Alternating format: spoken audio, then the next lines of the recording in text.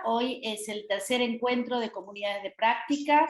Comunidad de práctica, como ustedes saben, es este espacio que venimos construyendo desde el año pasado de construcción colectiva de conocimiento con las principales personas tomadoras de decisión de salud sexual y reproductiva de las provincias.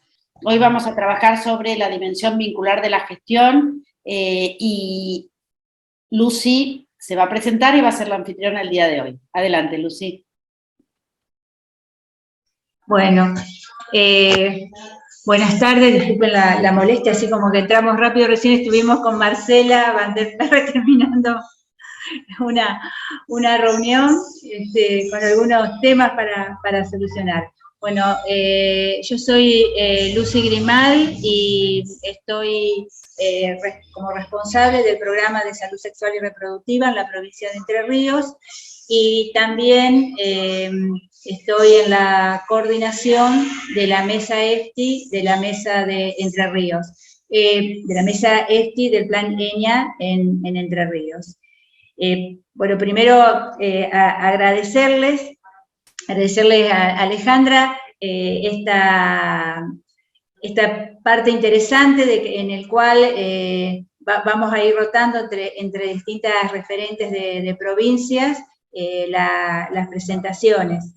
En este caso, como hoy vamos a trabajar sobre las cuestiones vinculares, un poco voy a leer brevemente lo que estuvimos pensando con Alejandra, porque quienes estamos al frente de las responsabilidades de gestionar la implementación de políticas públicas que garantizan los derechos sexuales y reproductivos, la dimensión vincular es para nosotras como el talón de Aquiles para cuando queremos concretar los objetivos. Nosotras trabajamos para la toma de conciencia de los derechos sexuales y reproductivos, y la gestión siempre es política ideológica. Los vínculos institucionales entre los equipos, intersectoriales, intergubernamentales, nos van permitiendo ir logrando, a partir de pequeños acuerdos, logrando llegar a nuestros objetivos y nos permiten ir venciendo las resistencias, los mitos, los prejuicios que se encuentran cuando estamos frente a los desafíos de la implementación de los derechos sexuales y reproductivos.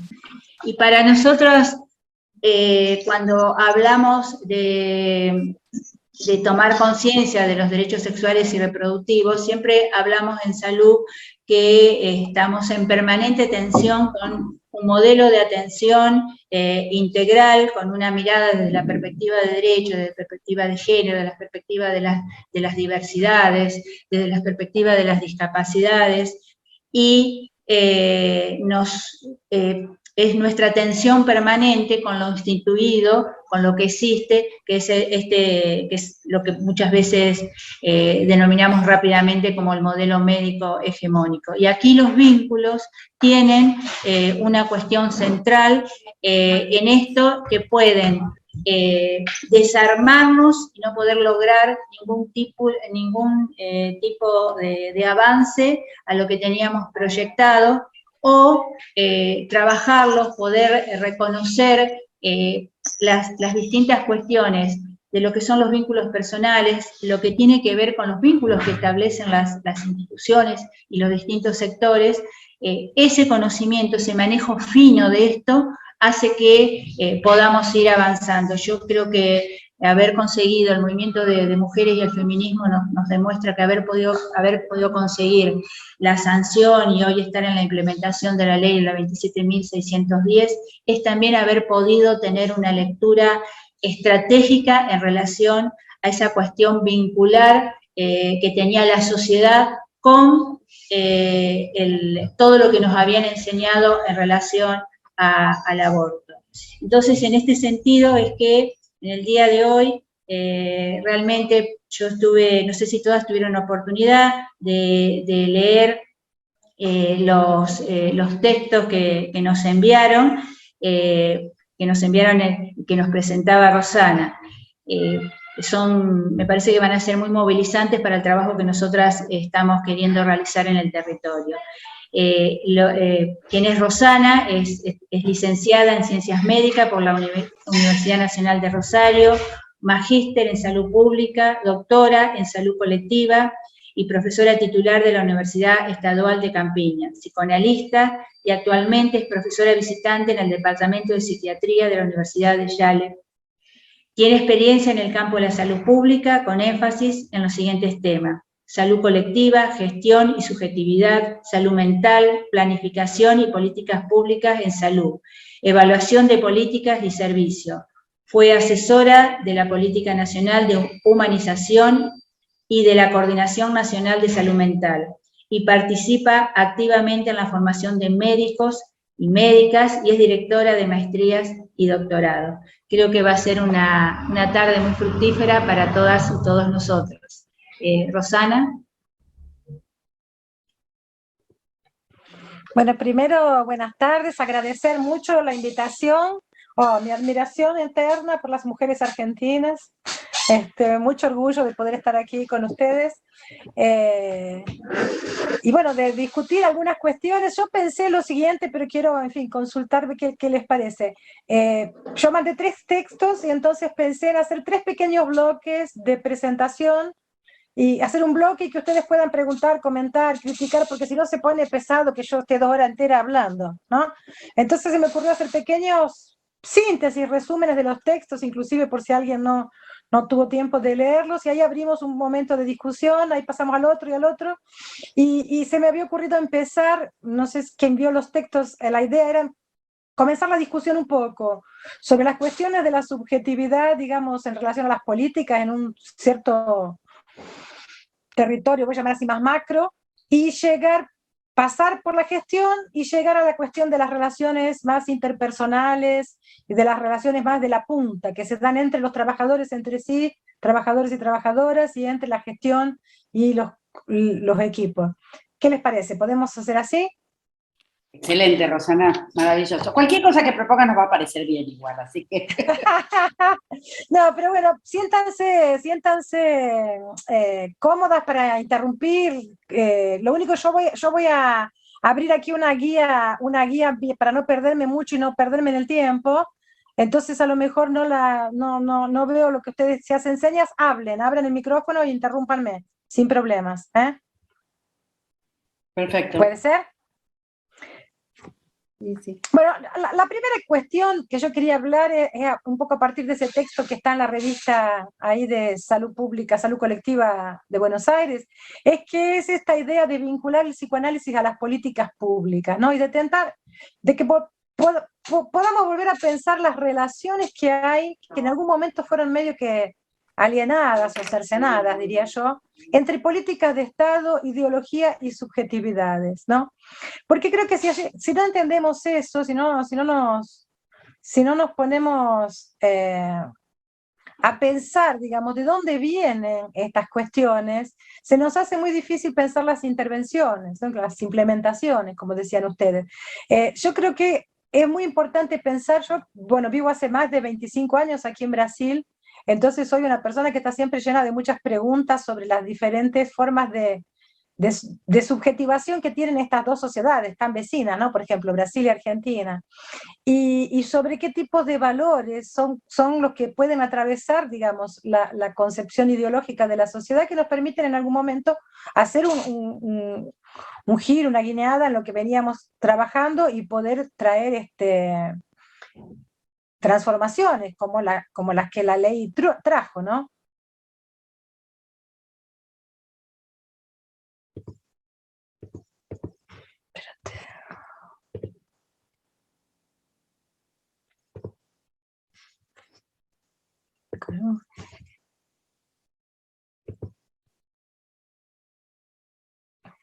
Se dio una cortadita, ¿no? Sí, pero estamos bien, ¿eh? Te estamos escuchando. Pero volvió. No, bueno, entonces lo que quería pensar un poco era eso juntas, ¿no? Y ver cómo ¿de qué manera eso nos ayudaría, digamos, a pensar formas también de organizarnos desde la formulación de políticas y desde la implementación, que es el lugar muy estratégico donde ustedes están?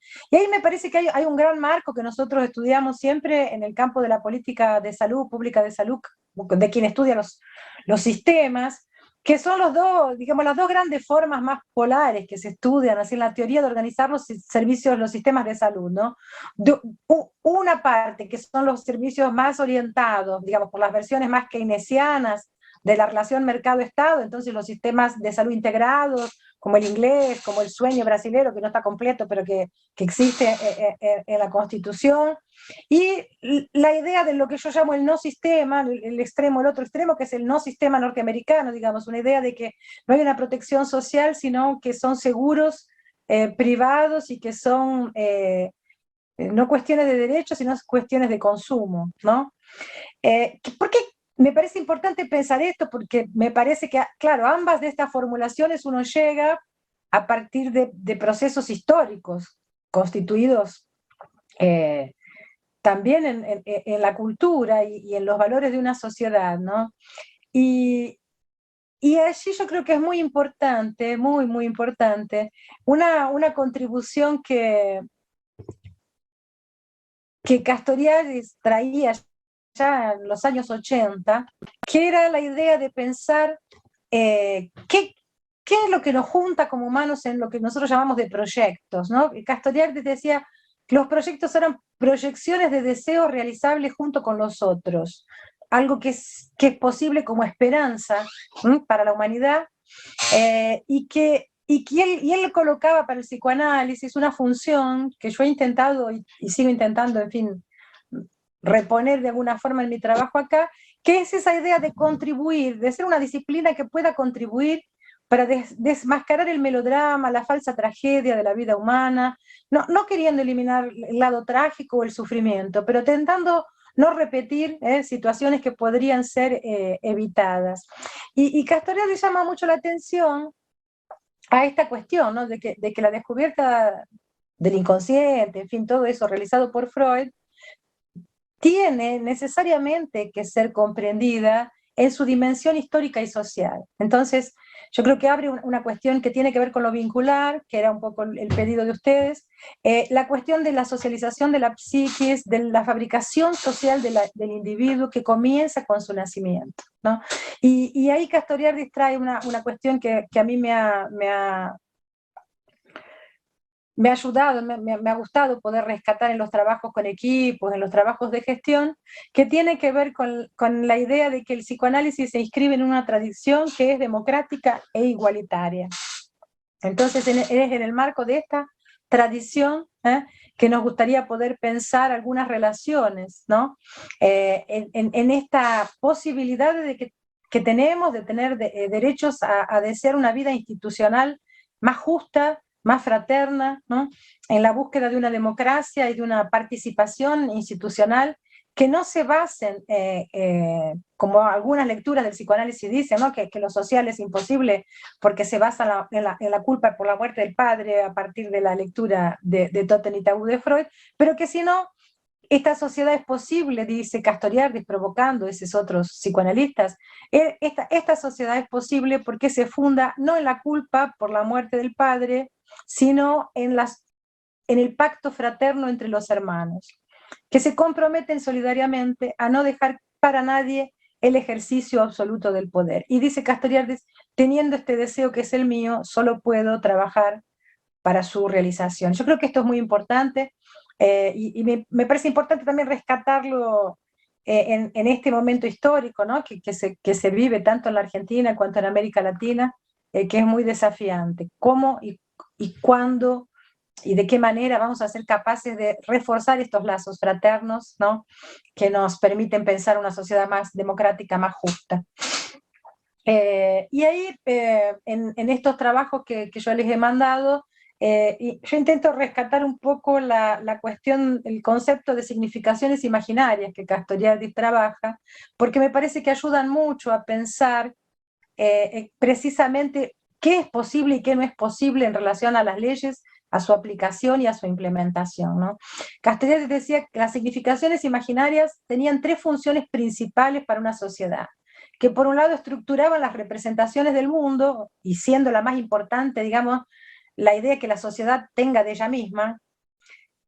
Por otro lado, designan las finalidades de la acción, o sea, lo que puede y lo que debe y lo que no debe hacerse, y por otro lado, establecen los tipos de afectos característicos de una sociedad. Pero dar un ejemplo, no sé si ustedes se acuerdan, pero en la época de la dictadura hubo un eslogan que decía: los argentinos somos derechos y humanos, en plena violación de derechos humanos. Ese era un eslogan, y eso era nada más que una tentativa exactamente de injertar, ¿no?, de parte de los militares, de injertar en la subjetividad argentina una representación de mundo que, bueno, por suerte no fue posible que ellos tuvieran éxito, pero esta es la tentativa. La otra cuestión es designar las finalidades de la acción, o sea, lo que debe y lo que no debe ser hecho. Entonces, por ejemplo, es muy diferente pensar una sociedad como la norteamericana, donde está muy claramente arraigado esta idea de que la persona tiene que salir de las situaciones difíciles sola, que son todos emprendedores, de que hay que hacer sálvese quien pueda. Es totalmente diferente, ¿no?, de lo que puede y no puede ser hecho, que una sociedad que tiene lazos más solidarios, que tiene una constitución en la que caben, digamos así, la compasión, la solidaridad, el compañerismo y los tipos de afecto, ¿no? Yo cuento para este tipo de afecto siempre una anécdota que me pareció muy, muy ilustrativa, que es de un amigo, de un colega que estaba haciendo un postdoctorado en Canadá, y llegó con un profesor que lo llevó hasta la facultad, y llegaron temprano, y este profesor estaciona el auto muy lejos de la puerta, y mi amigo le dice: profesor, ¿por qué está saliendo tan lejos si llegamos temprano y hay lugares bien cerca de la entrada? Y el profesor le responde: por eso, porque llegamos temprano, vamos a dejar los lugares cerca de la puerta para los que lleguen tarde.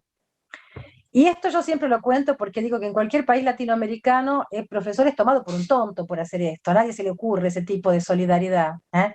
Entonces, pero me parece que es un claro ejemplo de lo que son las significaciones imaginarias, o sea, cómo se organiza de una forma los valores y los afectos que nos hacen a veces sorprender cuando estamos en otras culturas, ¿no?, con lo que es posible o lo que no es posible en términos de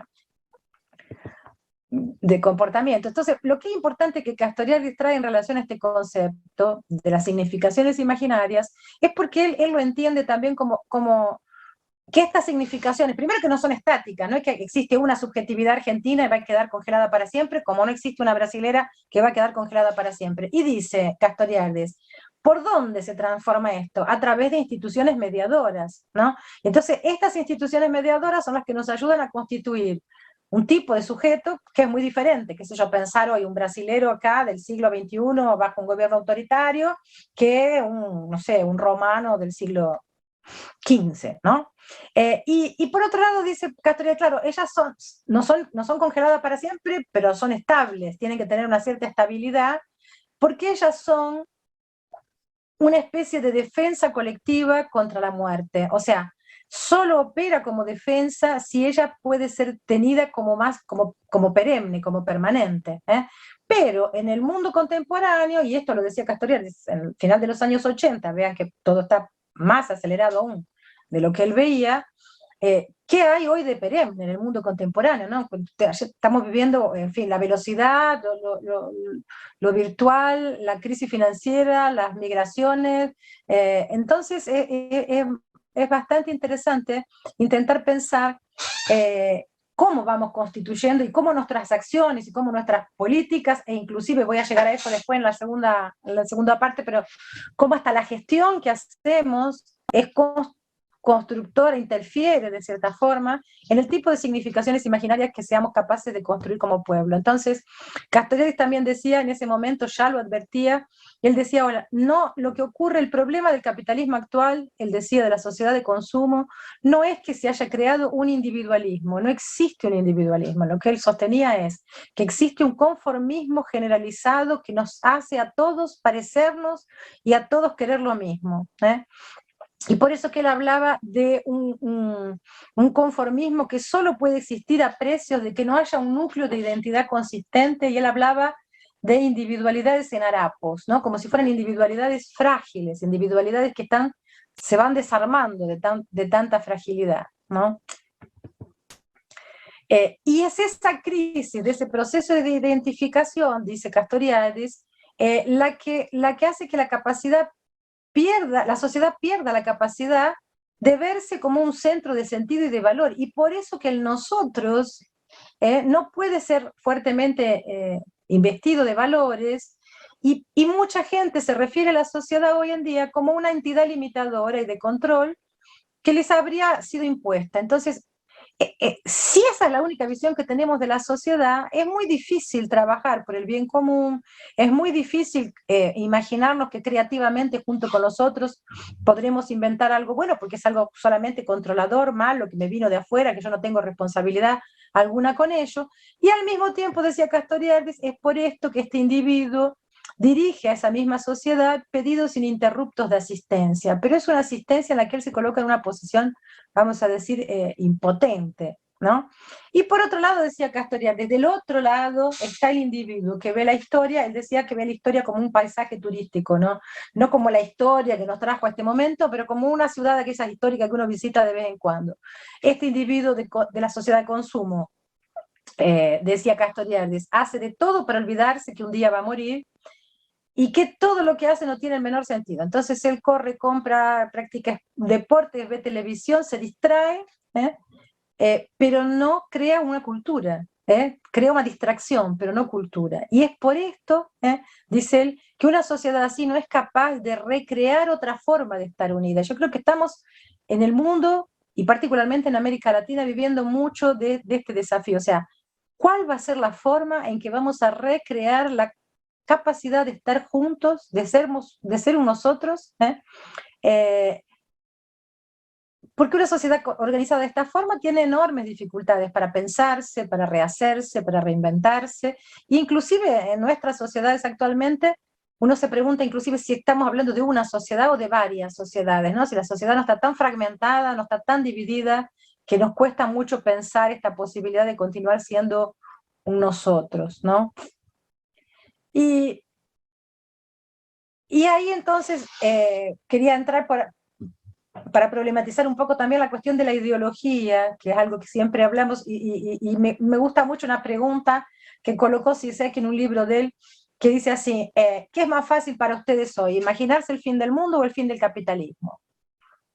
Yo creo que es fantástica esa pregunta, porque coloca claramente en escena, creo que todos nosotros creemos que es más fácil el fin del mundo que el fin del capitalismo, si nos agarran distraídos, y esto es construido. O sea, la gloria de la pregunta de Zizek es que nos pone en jaque, digamos, a mostrarnos que estamos todos creyendo en algo que es construido. Si esto fue construido de una forma, nosotros somos capaces de construirlo de otra. Podemos, es una invención, la sociedad es una invención, los valores son una invención, por eso que Castoriadis hablaba del imaginario radical, ¿no? Es el imaginario radical el que produjo esta sociedad que tenemos hoy en día.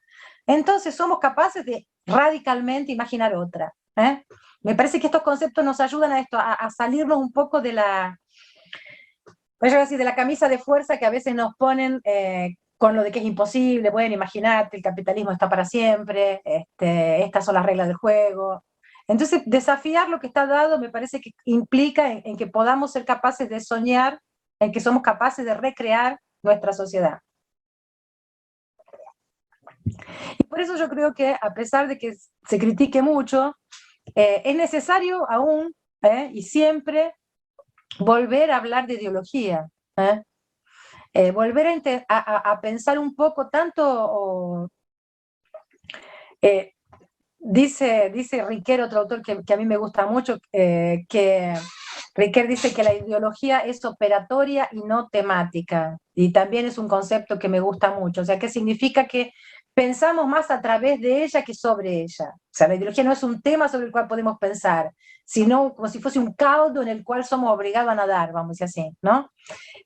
Y esto es importante porque por un lado también dice Riquer, mire, la ideología sirve en un cierto sentido, ella es la que mantiene viva la llama del espíritu de la fundacional, digamos. Entonces imaginemos la ideología libertaria, la ideología de la justicia social, en fin, de una cierta forma es necesaria porque nos mantiene unidos y mantiene vivo y activo, digamos, este deseo de cambio, de mudanzas y de transformaciones, ¿no? Por un lado. Y por otro lado, simultáneamente, la ideología también tiene un efecto que, decía Riquet, es un poco deformador, es un poco enceguecedor. Por eso la cuestión de que pensamos a través de ella y no sobre ella, porque puede ser que nos lleve a confundir, porque puede ser que hagamos lecturas equivocadas o restrictas. Entonces me parece que es muy importante que retomemos de una cierta forma la lectura y el análisis de lo ideológico, y que Zizek lo propone como una tarea del psicoanálisis también, y dice, lo que es importante es mantener vivo un lugar de la crítica a partir desde el cual se pueda intentar pensar la ideología. Yo creo que esto, en grupos como el que ustedes tienen, y tiene que ver con las comunidades de práctica y todo esto, o sea, mantener vivo un espacio donde se pueda pensar, más allá de las respuestas prontas, donde se pueda abrirse a nuevas cosas, hasta para que no me gusten, pero que se puedan, que ellas puedan ser examinadas, que puedan ser exploradas antes de ser descartadas, que no sean descartadas a priori, ¿no? Entonces es muy importante poder pensar esto, pensar cuál es el valor de la ideología como operador social, porque por ejemplo, ¿cómo podemos ser portadores de proyectos? Vamos a pensar la ley. Bueno, queremos llevar esta ley a su implementación. No somos portadores de proyectos, al mismo tiempo no queremos ser ideologizantes, ni manipuladores, ni autoritarios. Entonces, la única forma es mantener vivo un espacio de crítica, ¿no? No hay un camino seguro, no hay un camino demarcado para hacer esto, ¿no? ¿Y cómo no perder el concepto de ideología en la tentativa también de ampliar el campo de las políticas públicas con la entrada de otras categorías de estudio, ¿no? Por ejemplo, las discusiones sobre micropolítica o las discusiones que estamos haciendo sobre subjetividad, muchas veces se colocan como contrapuestas, o es lo ideológico y lo subjetivo. Y yo lo que estoy intentando mostrar es que la única forma de operar de la ideología es por lo subjetivo. La ideología es la condición de subjetivación de todos nosotros.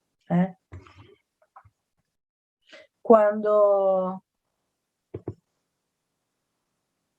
se construyen determinados valores, como esos que decíamos del capitalismo, ¿no? Por ejemplo, el equilibrio fiscal es la condición sine qua non para un país crecer. Y se afirma eso a lo largo de tantas generaciones, que se transforma en una verdad, entre comillas, científica. Cuando viene alguien y nos dice lo contrario, el desagrado que nos provoca es subjetivo. La reacción que uno tiene contra esas cosas tiene que ver con un afecto. Nos producen un afecto negativo. Entonces, lo que estoy intentando decir es, lo ideológico y lo subjetivo están así, no hay forma de pensarlo separado.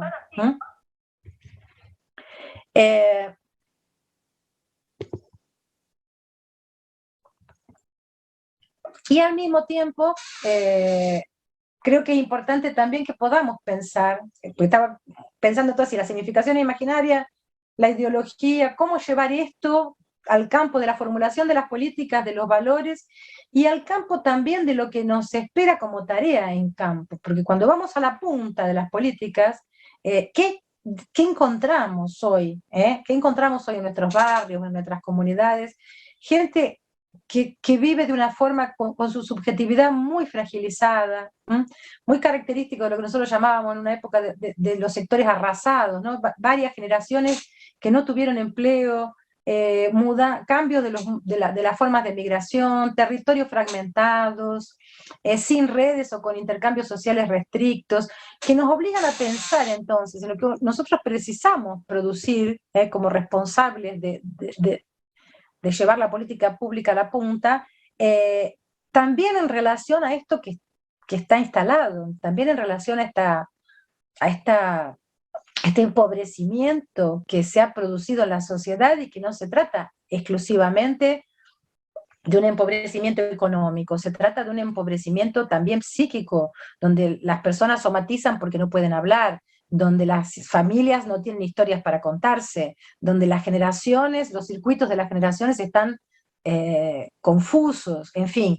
Es necesario que reconozcamos esto porque esto también nos pone en otra posición de cuidado, nos obliga a otra reflexión, inclusive sobre nuestra propia entrada, sobre cómo entrar a estos escenarios sin repetir, sin tornarnos, digamos, nuevamente, o nosotros también, colonizadores, violentos, imponiendo, digamos, determinados valores que son los nuestros y no necesariamente de la gente. Por eso que nosotros hemos intentado bastante, a partir de aproximar estas lecturas, digamos, al campo de la formulación de políticas públicas, y aquí particularmente en mi trabajo en relación a la política de salud, porque me parece que es importante para que también nos bajemos un poco de un cierto furor de prescripción que tenemos. O sea, yo creo que todos los que nos gusta pensar el cambio, transformar, también tenemos un peligro que es el de ser siempre muy taxativos, ¿no? Somos nosotros lo que sabemos, lo que debe ser hecho, cómo debe ser hecho, y salir prescribiéndole a la gente cómo tiene que vivir, ¿no? Y creo que mantener vivo este alerta, ¿no? De que nosotros podemos saber alguna cosa, claro, sabemos, y queremos colocar nuestro conocimiento técnico al servicio de la gente, pero al mismo tiempo entender que los dispositivos de intervención y que los dispositivos de pactuación con la gente, con las comunidades, con los barrios, tienen que ser otros porque tienen que ser al mismo tiempo reparadores de esto que estoy llamando de una larga injusticia histórica, y tienen que ser, por otro lado, mediados por instituciones, no pueden ser solamente voluntaristas, de personas aisladas o de grupos aislados, porque si no, no vamos a conseguir tener una influencia en lo que nos interesa a futuro, que es esto que yo llamaría de la transformación de las significaciones imaginarias. Entonces, sí, hoy yo, por ejemplo, soy una argentina que estudió en Universidad Pública Argentina, hice Escuela Pública Argentina. Lo que la Argentina tenía en los años, decía así, 70 antes del golpe o después de la retomada de la democracia, inmediatamente, como valor y orgullo de su sistema de educación pública, hoy cuando yo visito el país y converso con mi familia, con amigos, en fin, creo que está muy empobrecido. Entonces sí, tuvimos 2 premios Nobel, tuvimos ciencia de punta, solo que destruyeron tanto el sistema de ciencia y tecnología, por ejemplo, o el sistema, en fin, que hoy hay como una sensación de que el sistema educativo o el sistema científico argentino no fuera comparable, vamos a decir así, a los de otros países aquí vecinos latinoamericanos. Esto es una construcción, a esto me refiero con las significaciones imaginarias, a cómo somos capaces de recrear nuevas significaciones imaginarias. La ley, por ejemplo, la ley es un ejemplo de una intervención institucional que recrea otra significación imaginaria. El ejercicio democrático de haber estado tantas mujeres ahí afuera esperando, insistiendo, esto crea otras significaciones imaginarias. Entonces, si me hago entender. Entonces creo que nos cabe a nosotros poder pensar, lo que dejaría de este primer bloque para abrir así la conversación entre nosotras, es un poco esa idea, o sea, cuánto que somos capaces de entender cuáles son los valores que están en juego en estos lugares a los que nosotros estamos llegando, y entendiendo un poco estos valores en juego, con qué instrumentos o con qué estrategias somos capaces de empezar a intervenir en estas significaciones imaginarias. Un poco, creo que paro por acá en la primera intervención para que podamos conversar. ¿Qué les parece?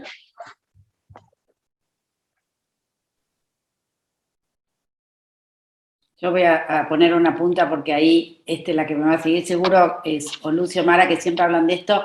Me parece que en todo lo que vos estás diciendo, y después le dejo... bueno, en primer lugar, quería decir que se sumó hace un rato largo Valeria Isla, nuestra directora, y veía que volvía tu señal. ¿Querés saludar, Valeria? ¿Querés comentar algo?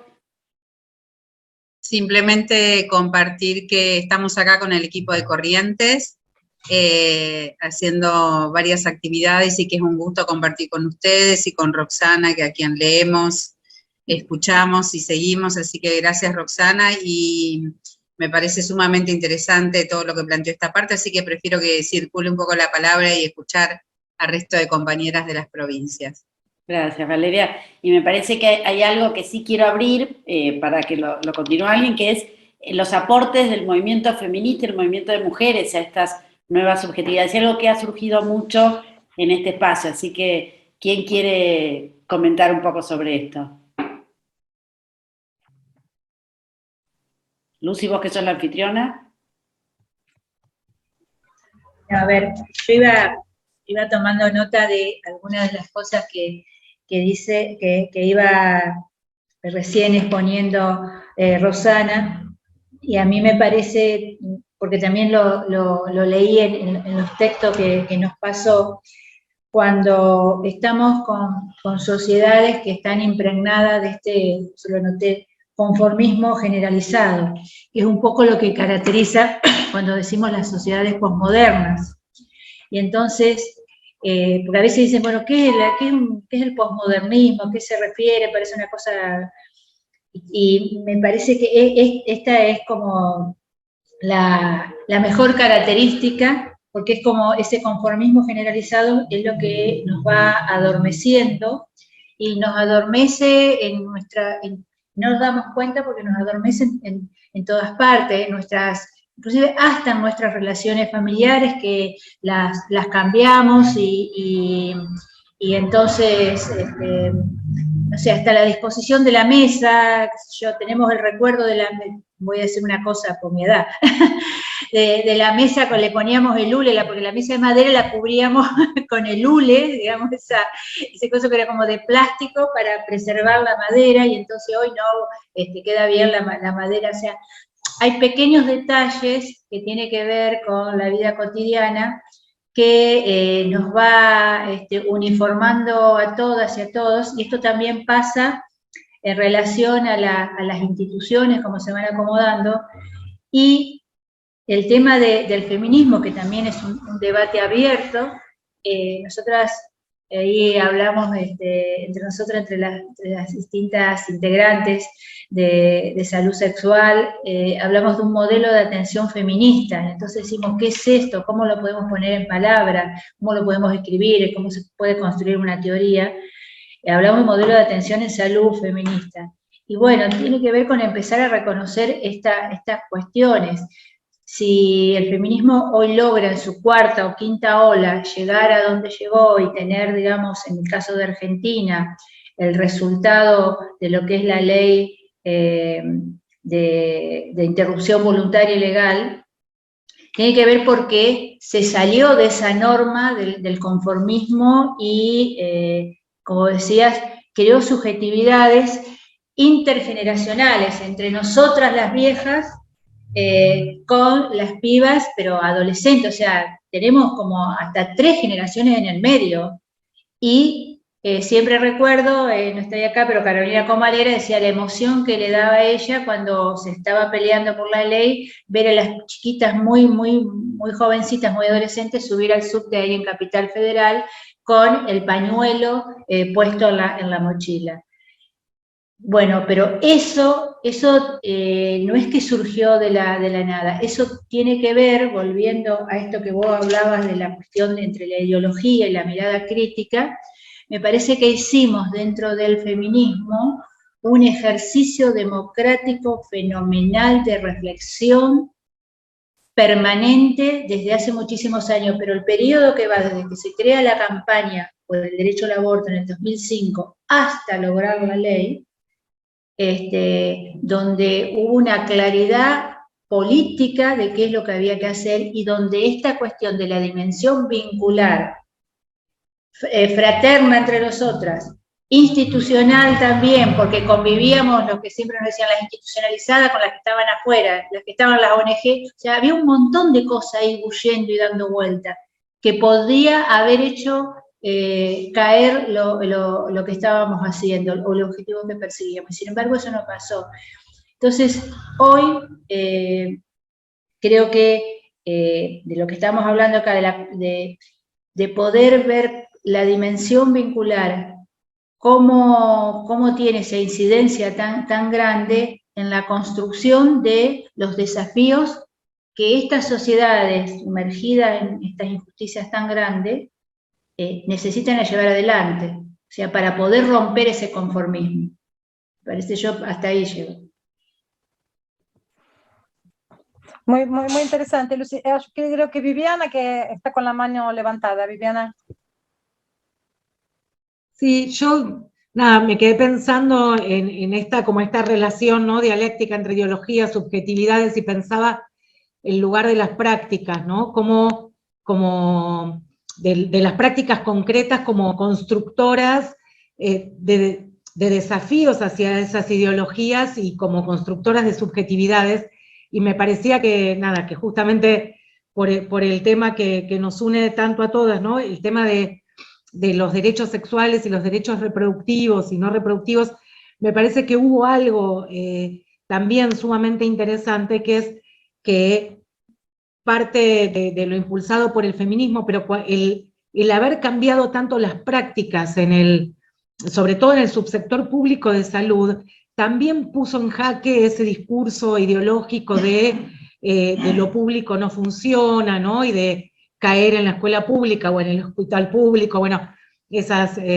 frases nefastas que hemos escuchado, y una veía cómo las personas que acudían al sector público para recibir un método anticonceptivo que el privado quizás no le daba, o acceder a la interrupción de embarazo, se sorprendían, y a nosotros también nos cambiaba, ¿no?, la cabeza, viendo cómo, bueno, frente a ese discurso ideológico de la privatización y lo que vale es lo privado y lo público es de cuarta, eso fue modificando la perspectiva de las personas en relación a dónde está la calidad, y también me parece que fue modificando las subjetividades concretas de quienes trabajamos, ¿no?, en el subsector público. Entonces, donde en algún momento alguien trabajaba en el subsector público y después se iba a hacer la buena medicina a otro lado, ¿no?, y en un lugar tenía el sueldo y en el otro lo que quería, o sea, para todo otro sector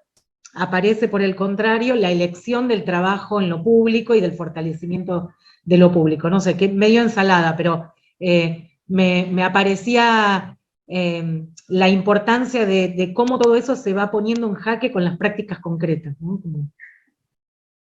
Me parece que sí, y después en el pedazo final quiero tomar eso, mucho de cómo nuestras prácticas producen esa subjetivación también, no están separadas ni aisladas. Mara, que está con la mano levantada.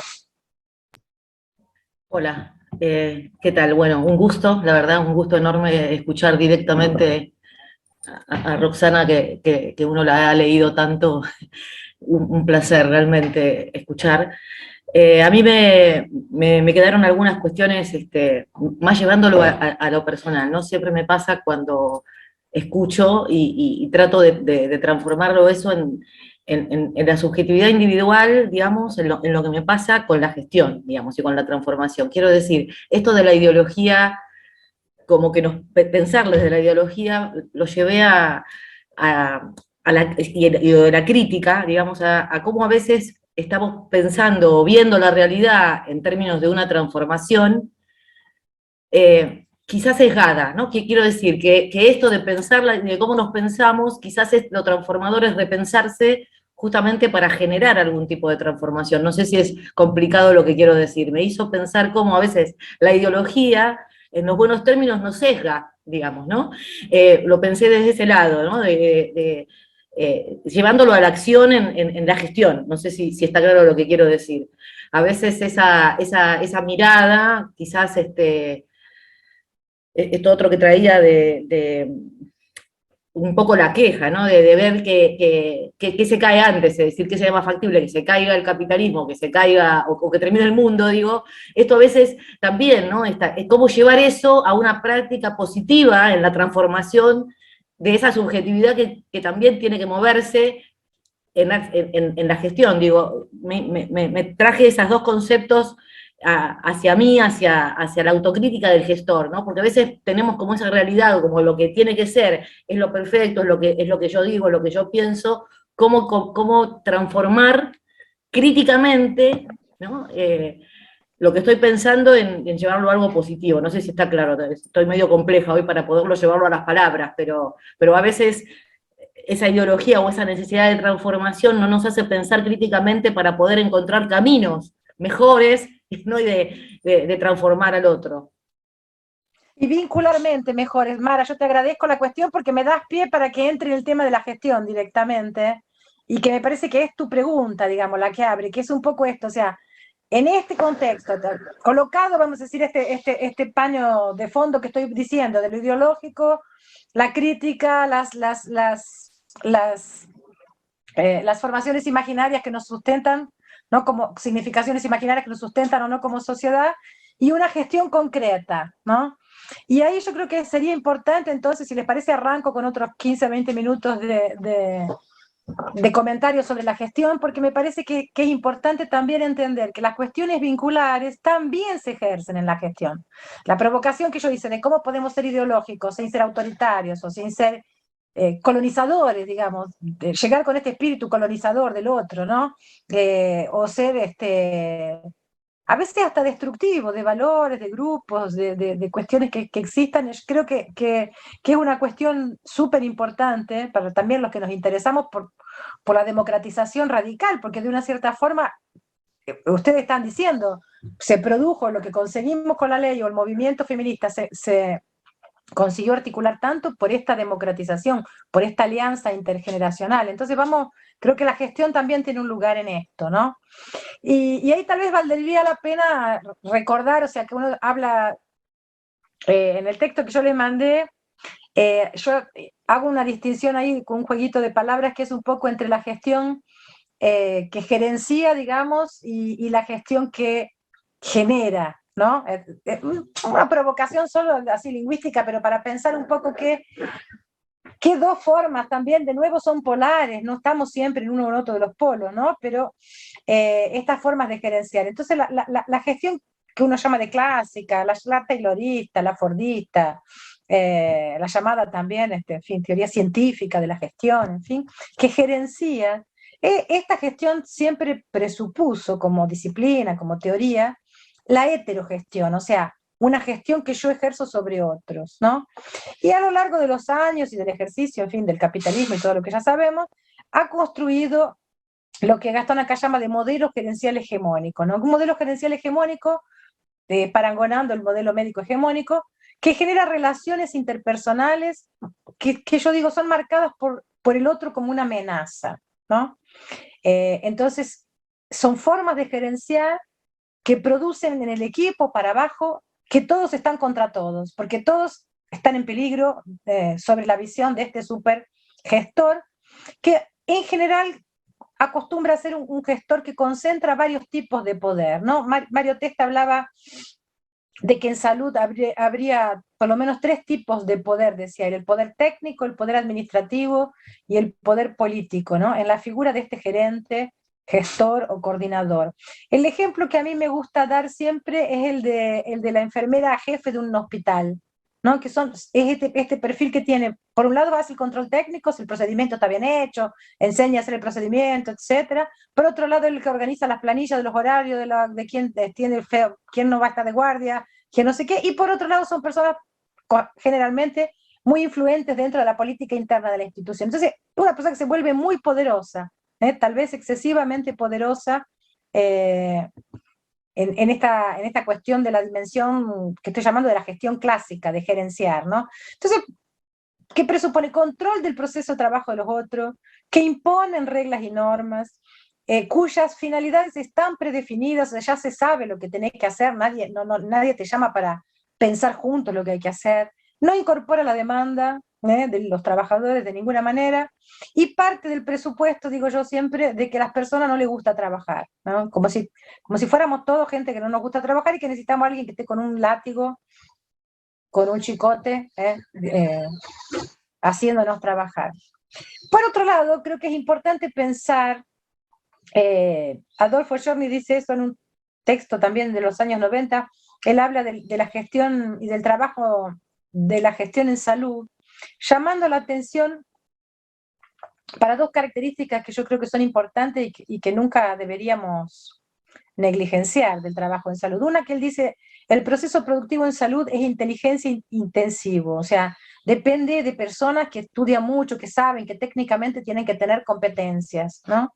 Y por otro lado, la cuestión es de que son personas los trabajadores y también son personas los dichos objetos de trabajo. Entonces, no hay un distanciamiento entre el objeto ser humano trabajado y el ser humano que trabaja. Y esto trae las cuestiones vinculares para el centro de la escena, ¿no? Y por eso Fito decía, Chorny decía que hay una variabilidad de proceso y hay una variabilidad, entre comillas, de materia prima, que él llamaba de variabilidad al cuadrado, y que por eso es tan difícil la tarea de gerenciar esta diversidad en salud, ¿no?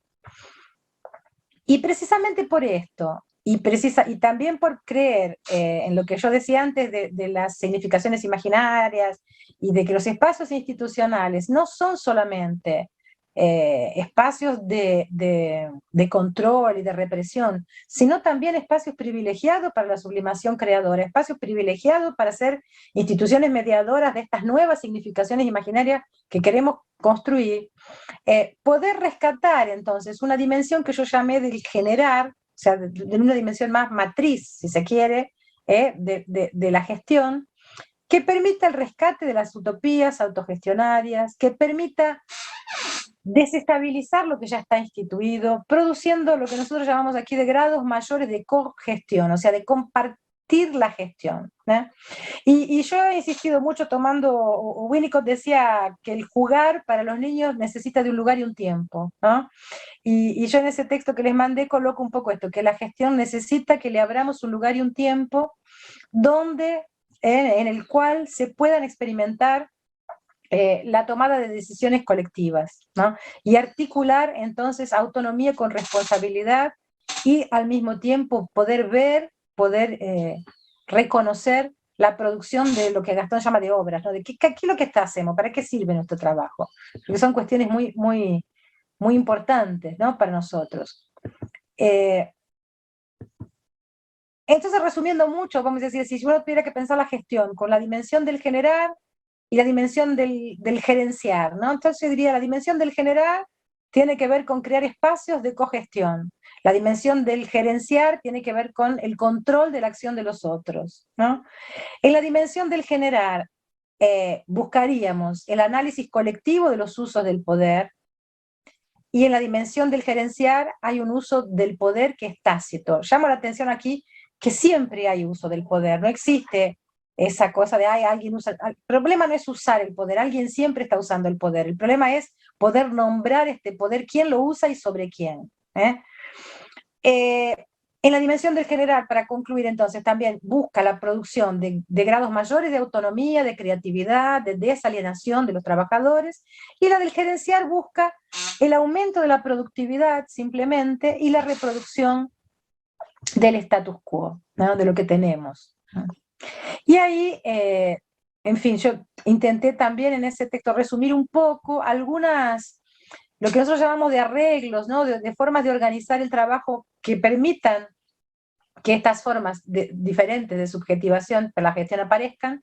Entonces, algunas formas de organizar el trabajo que tienen una cierta estructuración y permanencia, como los colegiados de gestión, como el apoyo matricial, como los equipos de referencia, que son todos dispositivos que buscan crear una cierta estabilidad de relaciones y abrir espacios estables, regulares, sistemáticos, de discusión de casos, de encuentro, ¿no? Y también llamar la atención para otros recursos que nosotros hemos llamado de dispositivos, que son más transitorios, que buscan, yo digo, subvertir las líneas de poder instituido. Y ahí nosotros hemos usado cosas de la más variada, o talleres de planificación, cursos, entrenamientos, análisis y supervisiones institucionales, asambleas, o sea, uno nunca sabe cuándo un dispositivo va a funcionar como un dispositivo, uno lo monta queriendo que él trabaje en ese sentido, de desafiar los poderes instituidos, pero solamente vamos a saber si funcionó o no después que lo hayamos vivido, ¿no? Y ahí, entonces llamando la atención, yo quería llamar la atención, así que tanto la forma que yo estoy llamando aquí, de una forma un poco más didáctica, del generar y la de gerenciar, ambas ambas producen relaciones intersubjetivas, ambas producen afectos y afectaciones en las personas, en que están en el lugar de coordinación y entre las personas que están en el lugar de trabajo. Porque a veces aquí, a veces los alumnos dicen, ay, pero como si la gestión subjetividad o la gestión de la dimensión del general fuera de los buenitos y la otra de los malos. Y no es así, no es tan maniqueo. Lo que yo quiero llamar la atención es que ambas formas producen otras formas de afectación para abajo, como si fueran cascadas, ¿no? Y eso me parece que es importante pensar. Y hay algunas formas que hemos visto y que existen mucho aquí en los servicios, y ahí, bueno, ustedes verán si también se encuentra allá, pero una de las que me ha llamado mucho la atención es lo que yo digo de agrupamientos, ¿no? De trabajadores en los cuales la diferencia es vivida como mortal, ¿no? Como mortífera. El otro es visto como un depósito de todo lo que es malo, de todo lo que no nos deja hacer algo bueno, y el agrupamiento, el grupo, es visto como una especie de escenario, ¿no?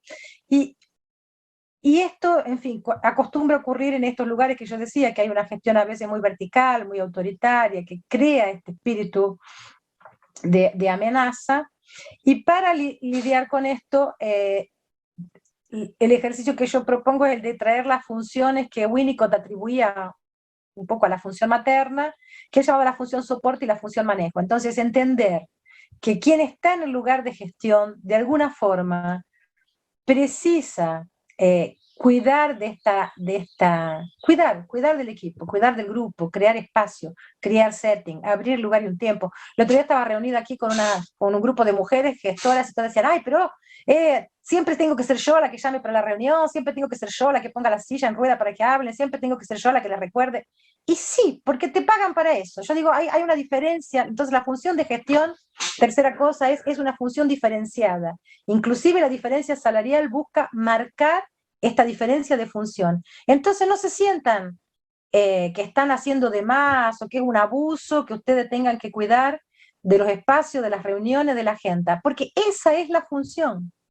Esa es la función. Y cuidar de ese encuadre, yo me he transformado a la vejez en una blejeriana rabiosa, pero si cada vez estoy más fanática del encuadre, en el sentido de que el encuadre, me parece, en las últimas experiencias que yo estoy haciendo de intervención institucional, el encuadre es como la red de seguridad del trapecista.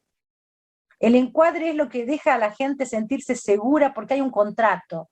¿De qué vamos a hacer acá en estas horas que estamos juntas y para qué lo vamos a hacer y con qué se puede y qué no se puede? Entonces, cuidar del encuadre hace, para mí, todo esto parte de lo que yo estoy llamando con Winnicott de la función soporte, ¿no? Que Winnicott llamaba del holding. Y cuidar del manejo tiene que ver con lo que yo les decía a ustedes de las ofertas técnicas, de tener arreglos y dispositivos que podamos ofrecer según lo que está pasando en cada lugar y según lo que se necesita. Entonces no es igual en un lugar, qué sé yo, donde nadie sabe lo que hay que hacer, que está totalmente desorganizado, donde a veces es bueno traer un poco de control, traer un poco de orden, poner procesos, establecer protocolos, o al contrario, un lugar que está muy burocratizado, muy enrijecido, en el que a veces la gestión tiene que llegar para romper, para desorganizar un poco aquello que está organizado de una forma que ya no nos sirve. Entonces, llamar la atención para esas funciones de la gestión me parece que es importante. Y por otro lado, cuando yo decía que la gestión tiene un papel diferenciado, también llamar la atención a que cabe a la gestión intervenir, o sea, es necesario actuar, colocarse voluntariamente en el sentido de empujar para donde uno cree que las cosas tienen que ir. Esto no es ser autoritario, porque a veces se confunde también con una idea un poco omisa, ¿no? El buen gerente sería aquel que no hace nada, el buenito. Eso no es un buen gestor también. Entonces hay un poco una confusión. En el sector público esto también se torna más confuso, porque como no somos patrones y empleados, digamos, somos todos funcionarios de la misma administración, muchas veces se crea una confusión grande en la cabeza de los gestores que se sienten como que estarían siendo autoritarios por cumplir su función. Entonces me parece que esta es la primera diferencia que es necesaria. ¿Para qué te pagan? Esta es tu función. ¿Es para coordinar? Entonces hay que coordinar. ¿Es para atender? Entonces hay que atender. Yo creo que esta es una gran pista, digamos, para no perdernos en el laberinto de las instituciones, ¿no? Y ahí hay algunas cuestiones que también, entonces me parece que son importantes, que tienen que ver con esto que yo llamé de la persona del gerente, ¿no? O la persona del gestor. La persona que ahora estoy queriendo hablar de las cosas vinculares tiene que ver con la personalidad, con el cuerpo y el espíritu de la persona que está allí. Y se acuerdan, ustedes se deben acordar o saber o habrán oído que Freud decía que gobernar era una de las 3 tareas imposibles, ¿no? Y ahí también ustedes me dirán, bueno, pero se gobierna el planeta desde tiempos inmemoriales. Yo creo que lo que Freud llamaba la atención, tanto en el gobernar, cuanto en el educar, cuanto en el analizar, es que imposible en el sentido de que no son prescriptibles, no hay una forma correcta, no hay una única forma, no hay una técnica que dé cuenta de esto, ¿no? Entonces, sabiendo esto, me parece que nos libera un poco de tener el saber pronto, listo, digamos, prêt-à-porter, y poder entrar en la tarea pensando también, de nuevo, críticamente sobre el ejercicio de nuestra función. Una cuestión que nosotros hemos insistido aquí, que me parece importante, aquí en Brasil en algunos lugares, en algunos momentos fue muy triste la experiencia, y en Argentina también ya lo vi en algunos lugares, la idea de que el problema que tenemos es de gestión, entonces hay que llamar a algún manager del privado que venga a enseñarnos a lo del sector público cómo hay que gerenciar, ¿no? Y ahí ponen gente que no tiene la menor idea de lo que es la política pública, de lo que son los derechos y mucho menos del campo de la salud, ¿no? Entonces nosotros hemos defendido mucho, y yo insisto en esto, que un buen gestor del sector salud tiene que tener formación técnica en esas 2 cosas. Por un lado tiene que saber de gestión, pero por otro lado tiene que saber de salud. Y tiene que tener esto que yo decía del repertorio, ¿no? Lo que estoy llamando de los arreglos y los dispositivos. Precisa disponer de un repertorio de qué va a ofrecer en los lugares, ¿no? Y ahí, cuando yo hablaba de la función soporte, sostén, en fin, de esto de crear el setting, de cuidar, celar por el contrato, por el espacio, de abrir un lugar y un tiempo a la gestión, también quería entonces comentar un poco con ustedes la cuestión que también me parece importante y que Winnicott también me ayuda a pensar, de lo que he llamado aquí del límite como continencia y del límite como castración, ¿no? Que tiene que ver con esta figura del gerente, lo que el gerente, el gestor o el coordinador puede hacer. Entonces, por un lado, abro paréntesis acá para explicar algunas cosas sobre la lectura que Winnicott hace sobre el papel de la agresividad, ¿no? Freud creía que la agresividad era en parte reactiva a las frustraciones del ambiente. Y diferentemente de él, Winnicott sostiene que existe en el ser humano, en todos nosotros, lo que él llamaba de una agresividad primaria. Esta agresividad primaria tiene más a ver con una cierta voracidad, con una cierta curiosidad, digamos, del bebé humano, que hace que él avance sin saber dónde están sus límites. El ejemplo que Winnicott da es el bebé que en un determinado momento va y muerde el pecho de la madre.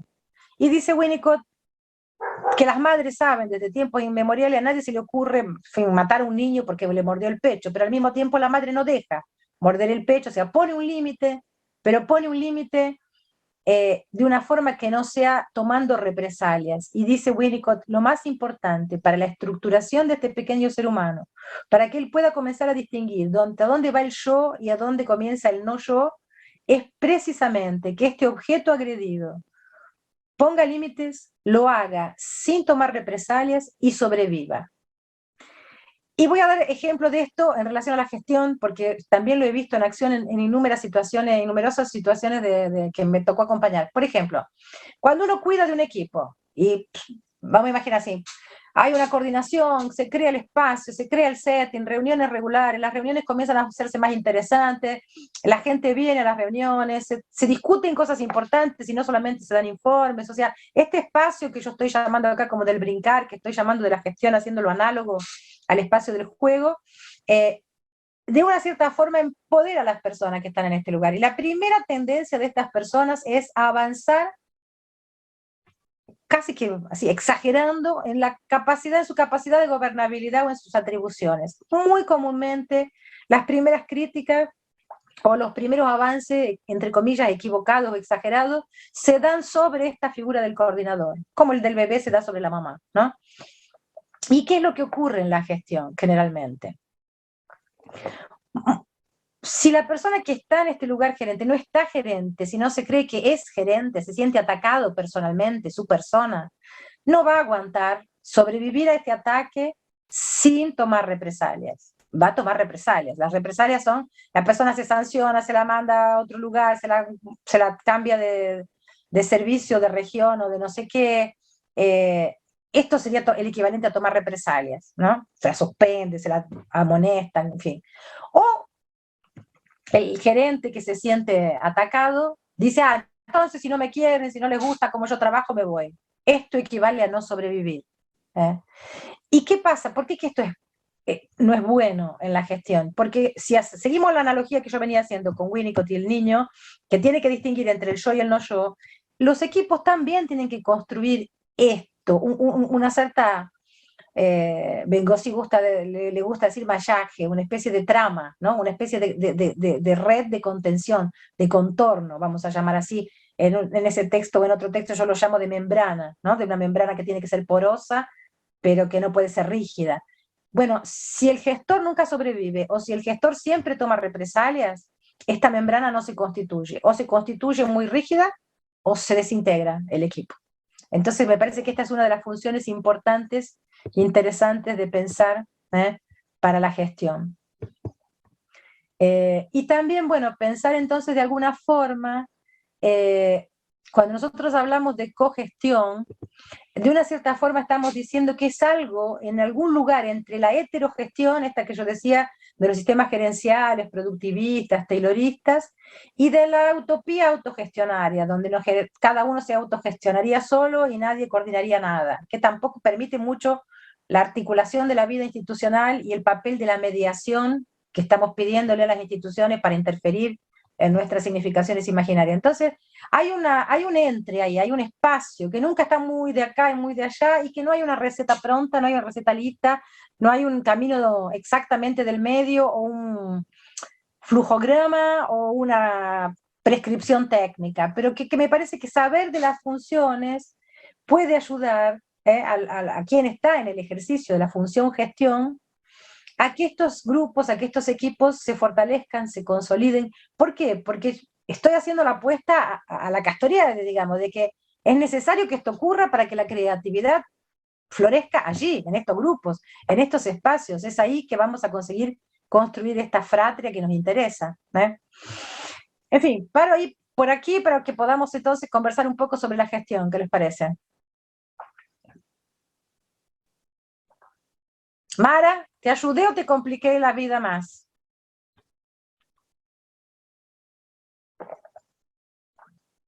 Está silenciado tu micrófono.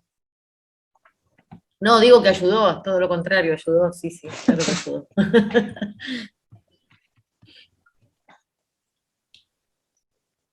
Cuestiones, crisis, ejemplos, traigan de su propia práctica. No, yo recién pensaba en esto cuando el gestor claudica, ¿no? Cuando dice, bueno, me voy, y no les gusta de toda esta cosa de frustración que a veces que a uno le atraviesa en ese camino, ¿no? Y nada, cómo hay que ir lidiando con eso, porque digo, no creo que sean sensaciones que se puedan abolir, digo, es una constante de trabajo entre esas sensaciones para poder seguir avanzando. Y es un límite siempre flojo, ¿no? Porque uno no sabe, por ejemplo, así, hasta dónde vos te respetás a vos mismo, que ya me cansé, bueno, y de aquí ya me quiero ir, ¿no? Y o hasta dónde podés tener, yo creo que por eso que me gusta a veces transmitir estas cuestiones, porque también creo mucho en lo que Uri hablaba del valor de estar advertido, ¿no? De saber de algunas cosas nos ayuda a prevenir otras. Entonces, estar advertido sobre que este ataque que estoy recibiendo del equipo no es un ataque a mi persona, pero es un ataque a mi función, me puede ayudar a discriminar esta tomada de decisión, me quedo, me voy. Sí, nunca fácil, pero... Nunca fácil, pero no, yo pensaba también esto, que como uno siempre es inevitable personalizar, ¿no? Entonces uno no puede salirse a veces de esa crítica a uno mismo, bueno, y yo no tengo nada que ver con la psicología ni con el psicoanálisis, digo, y todo lo que eso representará sí, en cada uno, digo, ¿no? Cómo uno lo toma, pero cómo salirse y empezar a pensar eso a términos de preguntas hacia uno, digo, a tomar otros rumbos, a ver qué cosas uno puede hacer de otra manera, digo, no es fácil, pero bueno, es la manera, me parece, ¿no? de ir llevándolo. Yo, Rosana, quería retomar un poco lo que vos dijiste y tomar una cuestión de la subjetividad en términos de cómo nos construimos, qué territorios construimos para otras subjetividades y cómo fuimos subjetivados nosotras mismas, y ahí también hacerte una pregunta que es en relación a las mujeres. A mí me parece me parece, digo, que por lo menos en mi imaginario, no sé si es así, pero como que todo lo técnico, las autoridades estaban del lado de los varones, entonces yo me formé como médica, bueno, todo era una cuestión de técnica, la técnica es masculina, ya sabemos, todo lo que es el ámbito público, la toma de decisiones, bla, bla, bla, entonces nos obligamos a desarrollar estas características. Estas otras características más del cuidado, más de esta mirada más amorosa, de una construcción que quedó del lado del privado, quedó del lado de la mujer, quedaron también desprestigiadas. Y por el otro lado, por lo menos yo, tuve que luchar mucho por legitimar mis espacios de poder. A mí me decían jefecita, por ejemplo, y estas cuestiones, o doctorcita, estas cuestiones que ya las sabemos, y que las más jóvenes no, pero veo muchas sonrisas ahí de personas que hemos atravesado eso. Entonces, a mí me sirvió mucho, y vos lo estás diciendo ahora, esto de que a esto también se aprende. A mí personalmente me gusta cocinar, y yo a veces no sé definir, bueno, cuál es el punto de esto, se aprende. Y se aprende, y también por eso me parecen tan importantes estos espacios donde estas cuestiones se puedan poner en juego, y se puedan conversar, y se puedan debatir, porque no va de suyo cómo dirigir, sobre todo me parece a mí para las mujeres, cómo tener estos espacios que nosotros sabemos que queremos construirlo de una manera distinta, pero a veces no sabemos cómo. Sí, yo te agradezco mucho la cuestión porque es un tema, ¿no? También ese. En el siguiente sentido, por ejemplo, no me gusta mucho cuando se habla, dicen así, ay, entonces lo que hace falta para la gestión subjetividad son las llamadas tecnologías blandas. ¿Blanda por qué? Porque son las otras las que la tienen dura, ¿sabes? ¿Y por qué blanda? No es blanda, si es una tecnología se aprende, se puede aprender, como vos decís, exactamente. Entonces esto, ahora en las carreras internacionales yo tengo un paciente que dice que él trabaja en una gran empresa y le piden que desarrolle sus soft skills. ¿Qué hizo? Entonces te están pidiendo los hombres que sean blandos, que tengan soft skills. Ellos lo van a poder aprender, porque nosotros lo hemos aprendido históricamente. Lo que yo he intentado hacer con estas cosas es ponerle teoría a determinadas cuestiones para que nos autoricen también a entender, porque a veces te dicen, bueno, ¿por qué? Cuando yo estoy diciendo un poco una provocación al papel del jefe bueno, ¿no? De la jefecita buena, que le pasa la mano a la cabeza a todo el mundo, que comprende todo, que no pone límite, que tampoco, que eso también es una construcción histórica, pero que no es bueno para el ejercicio de la función, coordinación y de la función de gestión. Entonces, creo que hay un equilibrio entre esto, entender lo que estamos haciendo, esto que yo estoy diciendo, estar advertido, saber que, por ejemplo, cuidar de la regularidad de la reunión, del setting, de no sé qué, produce efectos. Las reuniones, por ejemplo, aquí en Salud, las que yo conozco, ¿no? Va a ser así. Nunca comienzan a horario, la gente entra y sale 25 veces, interrumpe para atender el teléfono, vienen 5 a llamarte. Una calidad de encuentro pésima, pésima. Entonces, cuando estoy diciendo abrir a la gestión un lugar y un tiempo, me refiero a que es técnico saber cuidar de un setting.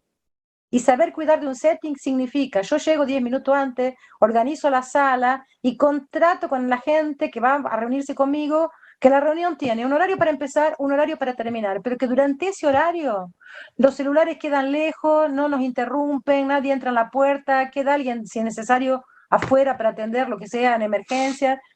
Esto es una técnica también, no es una cosa de gente buena. Me parece que también es importante a veces darle un nombre por la teoría, por la reflexión a lo que sabemos que trae buenos resultados.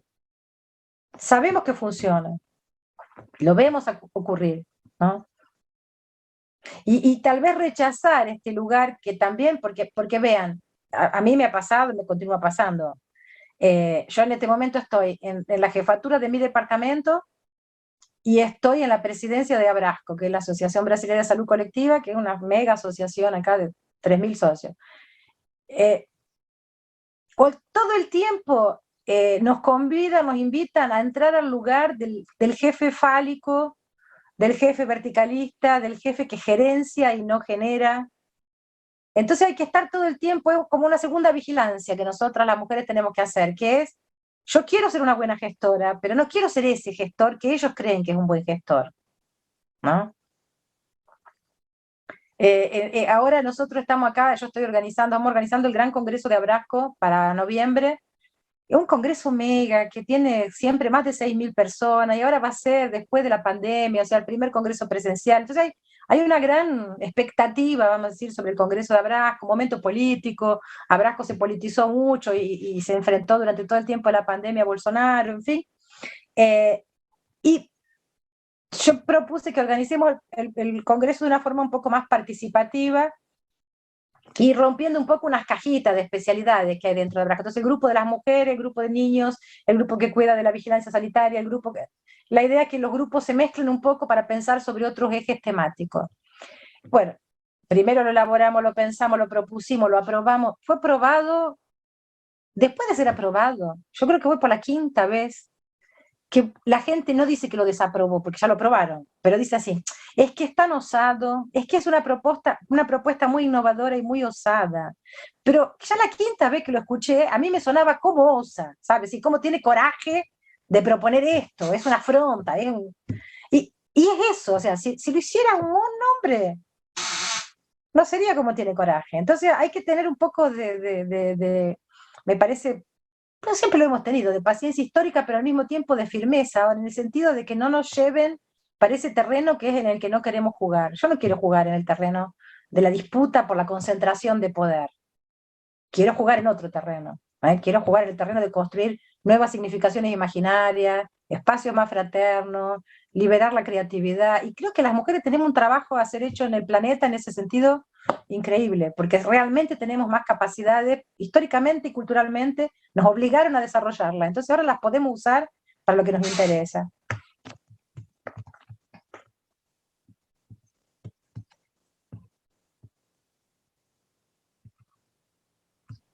A mí me encantó esto de pensar en la gestión como un espacio privilegiado de poder crear, ¿no? Y de poder jugar entre lo instituido y lo instituyente, porque nos da a nosotros también, como gestores, la posibilidad de jugar con estos valores que nos van uniendo y proyectando, para que realmente la política pública quede implementada, ¿no? Entonces, pensar la gestión desde ese lugar es como que a mí personalmente me relaja, me tranquiliza, digamos, ¿no? Porque no estoy en esa vorágine de que, bueno, sí o sí tiene que salir o sí, sino que voy tranquilamente mirando las estrategias, buscando este interjuego, ¿no? Y yo decía, yo estaré re loca porque estoy haciendo algo que a lo mejor no está escrito, digo, y ahora que vos me devolvés esta teoría, digo, no estaba tan loca. Así que Qué me pareció suerte. que planteás, Rosana. Qué Igual, suerte que no lo estamos tan locas tranquilamente porque de no estamos tan solas. Igual yo quería decir que lo tranquilamente de Norma hay que tomarlo con comillas, porque Norma es una máquina de avanzar, así que tranquilamente. Muy bien. Bueno, si les parece, nos metemos con las prácticas ahora. Porque ahí también me parece que es el último escaloncito, o sea, de intentar pensar, ya no ahora en la práctica de la gestión, pero en la práctica de la punta, digamos, de lo que pasa en un servicio, lo que pasa, en fin, en la relación concreta es el punto de encuentro, digamos, de la política con la gente, ¿no? Porque a la gente no le importa que uno le declame que una política está buenísima, está bien escrita, si lo que le llega concretamente no resuelve lo que ellos necesitan. Y creo que nosotros tenemos que, como gestores, tener un poco también esa dimensión, de que eso que vos decías, Norma, de empujar un poco para un lugar, pero darle tiempo, pero tampoco todo el tiempo, porque no tenemos todo el tiempo, porque la gente tiene urgencia, porque la gente está sufriendo. Entonces, equilibrar esto es difícil, pero no tenemos todo el tiempo, pero tenemos un tiempo, y tenemos una forma de hacerlo, pero hay que hacerlo. Y creo que esto es el difícil equilibrio, pero que es también, en cierto sentido, divertido, ¿no? Esto yo también intenté trabajarlo un poco a partir de algunas cosas, de algunos contenidos de Winnicott, que también me ayudan a pensar un poco cómo ayudar a la gente que compone los equipos, ¿no?, a fortalecerse. Y creo que es importante pensar un poco de nuevo en relación a lo que aparece en los servicios y a lo que aparece en la sociedad. Aquí, particularmente en el caso de la sociedad brasilera, hay una marca muy pesada, muy fuerte, muy difícil, que es el atravesamiento que la violencia está produciendo en las comunidades. Entonces es claramente el ejercicio de una violencia de Estado que viene encarnada por el poder policial, que ha producido una epidemia de muertes de jóvenes negros periféricos y que se reproduce a la manera de reacción, pero se reproduce también porque estos jóvenes son reclutados por el narcotráfico, pero también porque estas comunidades son históricamente postergadas. Entonces cuando llegan con reivindicaciones o cuando llegan con demandas, llegan de una forma agresiva a veces al servicio, ¿no?, pateando la puerta, y esto hace que la gente que trabaja también se sienta agredida. Entonces entramos en una especie de vorágine, en una bola de nieve, de lo agresivo produciendo violencia, la violencia produciendo agresión. Quiero decir, para decir cuáles son algunas de las marcas estructurales, voy a llamar así, que atraviesan en este momento la sociedad brasilera, y que me parece que son las que me interesaba enfrentar en relación a poder pensar esta relación, ¿no?, entre los usuarios y los trabajadores. La otra cuestión que tiene que ver mucho con el feminismo, que es el machismo, ¿no?, que existe en la sociedad brasilera, es que hay una lectura, también tal vez esté allá, no sé si tanto como aquí, pero hay una lectura de que las madres tienen que ser buenas y que las madres tendrían que proveer todo lo que el Estado no provee. Entonces, por ejemplo, es muy común que vos llegues a un servicio y quieran discutir un caso y la discusión sea que la madre es negligente. ¿Pero es negligente por qué? Ah, porque el chico está en la calle, en el barrio, a las 3 de la tarde. ¿Y por qué está en la calle a las 3 de la tarde? Bueno, porque la escuela pública tiene 3 horas y media de clases. Para que ustedes se den una idea, Campinas es una ciudad, una región rica de Brasil donde yo vivo. Hasta poco antes de la pandemia, muchas escuelas tenían 3 turnos. Entonces hay chicos que entran a las 7:30 y salen a las 11:30, hay otros que entran a las 12 y salen a las 2:30, 3:30, y otros que entran a las 3. Me digan qué madre puede organizar un trabajo con ese horario de escuela. Y no tiene otra cosa, ¿no? Más de 50% de las familias brasileras, según los últimos estudios, son familias que son administradas por mamás, o sea, no tienen compañeros, no tienen otra fuente de ingresos, y estas mujeres no pueden trabajar entonces, porque o trabajan con y al mismo tiempo existe, por esto que yo estoy diciendo del machismo estructural, es porque la idea es que las mujeres, por ejemplo, que van a un servicio de salud, a un centro de salud, a una unidad básica de salud, son primeramente madres, no son mujeres, son madres. ¿No? Entonces tienen que ser buenas, tienen que ser donadas para sus hijos, tienen que ser todopoderosas para llenar y atender, poder proveer todo lo que el Estado no les provee. Y, por ejemplo, yo digo, ¿no?, discuto mucho casos en los servicios porque es lo que hago como profesora de una facultad de medicina que soy. Llego en un servicio y generalmente discutimos casos y comienza así. Juanita tiene 4 hijos con 4 padres diferentes. Ahí yo agarro la cartera, me levanto y me voy. Me niego a discutir, Juanita, si el caso clínico comienza así. Porque nunca discutimos, Pedrito, Y se dice de Pedrito, tuvo hijo con 3 mujeres, no le paga pensión a ninguna. Nunca llega a eso, como primera, como la llave que abre el caso clínico. Eso nunca ocurre. Entonces creo que también tenemos que estar atentos a lo que comparece ahí como machismo reproduciéndose en el espacio clínico. No sé si consigo ser clara con relación a esto, pero rechazar esto me parece que también es productor de alguna diferencia, ¿no? Por otro lado, lo que tenemos en los servicios, ¿no? Los servicios aquí, muchas veces pequeños para lo que necesitamos, con pocas salas, con más gente que trabaja, que espacio bueno para trabajar, salas pequeñas, algunas que no tienen un buen aislamiento acústico ni térmico, entonces hace calor en el verano, hace frío en el invierno. Este espacio todo, para nosotros que trabajamos dentro de esta referencia winnicottiana, la presencia del terapeuta, digamos, voy a hacer una equivalencia entre el supuesto terapeuta y el trabajador de salud, cualquier sea su profesión, la presencia es importante. Entonces, ¿cómo podemos marcar el espacio de la presencia a pesar de las limitaciones de lo concreto que tenemos en los centros de salud que trabajamos, en los centros de atención psicosocial que trabajamos, que no son lugares lindos, bonitos, maravillosos? Marcas, ¿no?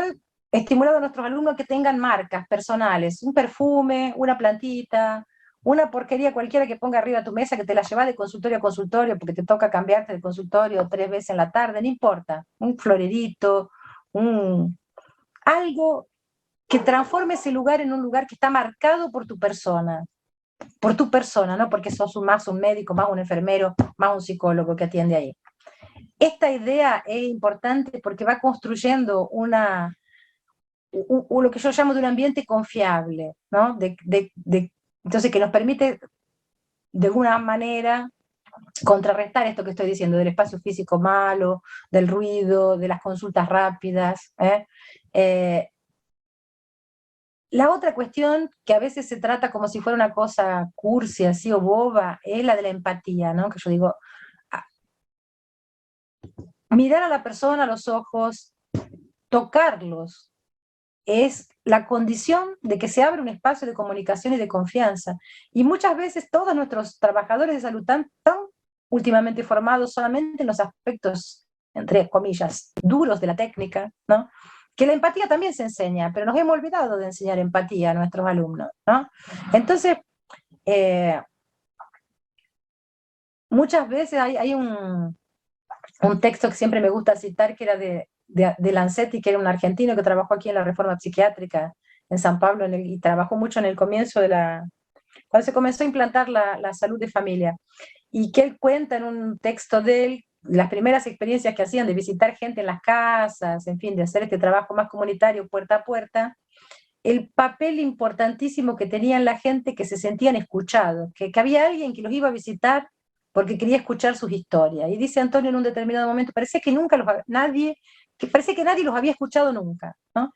Y esto también pasa en nuestros servicios todo el tiempo. Entonces, no es banal el papel de la empatía, y tiene un papel que es clínicamente reparador. Winnicott hablaba también del efecto dañoso de lo que él llamaba del vacío. ¿Qué era el vacío? El vacío es, él decía, sin nada, no haber ocurrido nada donde algo bueno podría haber ocurrido. No ocurrió algo malo también, no ocurrió nada.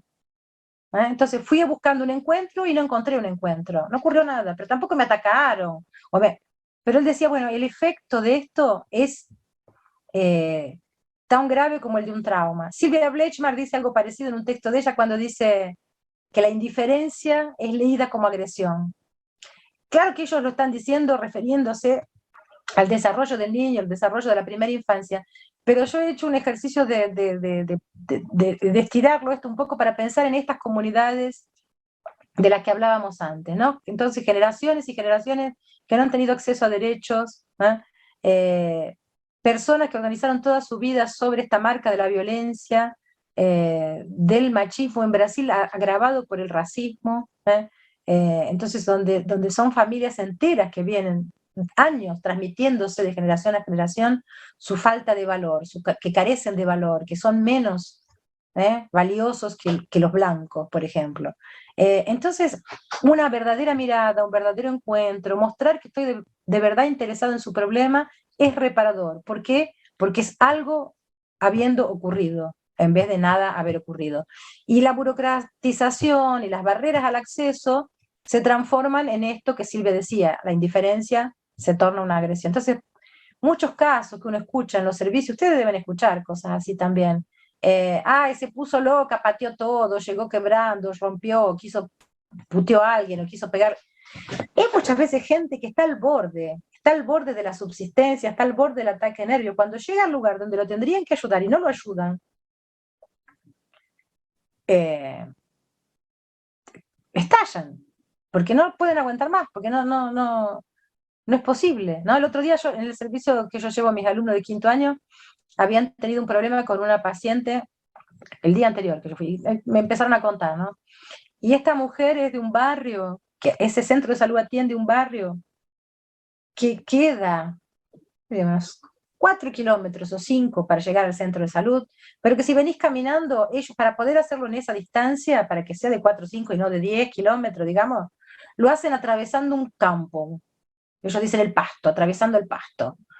Bueno, viene la pobre mujer, atravesando el pasto, con el carrito del bebé, con el bebé, imagínate, los saltos en el medio del descampado. Cuando llega, le dicen que no, que el médico se había ido, que no estaba, que no le iba a atender. Rompió todo. Entonces, y ahí es una comunidad que es tachada por el equipo como, los que viven ahí son violentos, agresivos, y feos, sucios y malvados. ¿Pero por qué son feos, sucios y malvados? Porque no están siendo bien cuidados, no tienen acceso, tienen barreras de acceso, y encima nosotros somos incapaces de entender que hay algo a ser reparado ahí, ¿no? Entonces, que lo que quiero llamar la atención es a que hay efectos clínicos de eso que generalmente nosotros a veces menospreciamos o llamamos, ¿no? como si fuera solo cosa de gente, fulanito es bueno, es cariñoso, pero no es una cuestión de buena voluntad, es una cuestión clínica. ¿Cuáles son los problemas que nosotros vemos de las políticas públicas aquí, por ejemplo? Una muy seria, que también se debe ver en Argentina en algunos lugares, que es lo que yo llamo de la falta de continuidad. Entonces, estas comunidades que tienen mucha dificultad en hacer vínculos, cuando hacen vínculo y consiguen hacer vínculo, por ejemplo, el programa es interrumpido porque cambió el gobierno, o el trabajador que tenía buen vínculo salió porque consiguió otro laburo mejor, o porque acá hay toda una tercerización que es un horror, entonces hay una rotatividad muy grande de profesionales en algunos lugares. Esta falta de continuidad de la política pública también es perpetuadora del daño histórico, social, que esta desigualdad, que esta falta de acceso ha producido. Y reparar esto es condición medio que previa de poder tener otro tipo de trabajo con las comunidades, ¿no?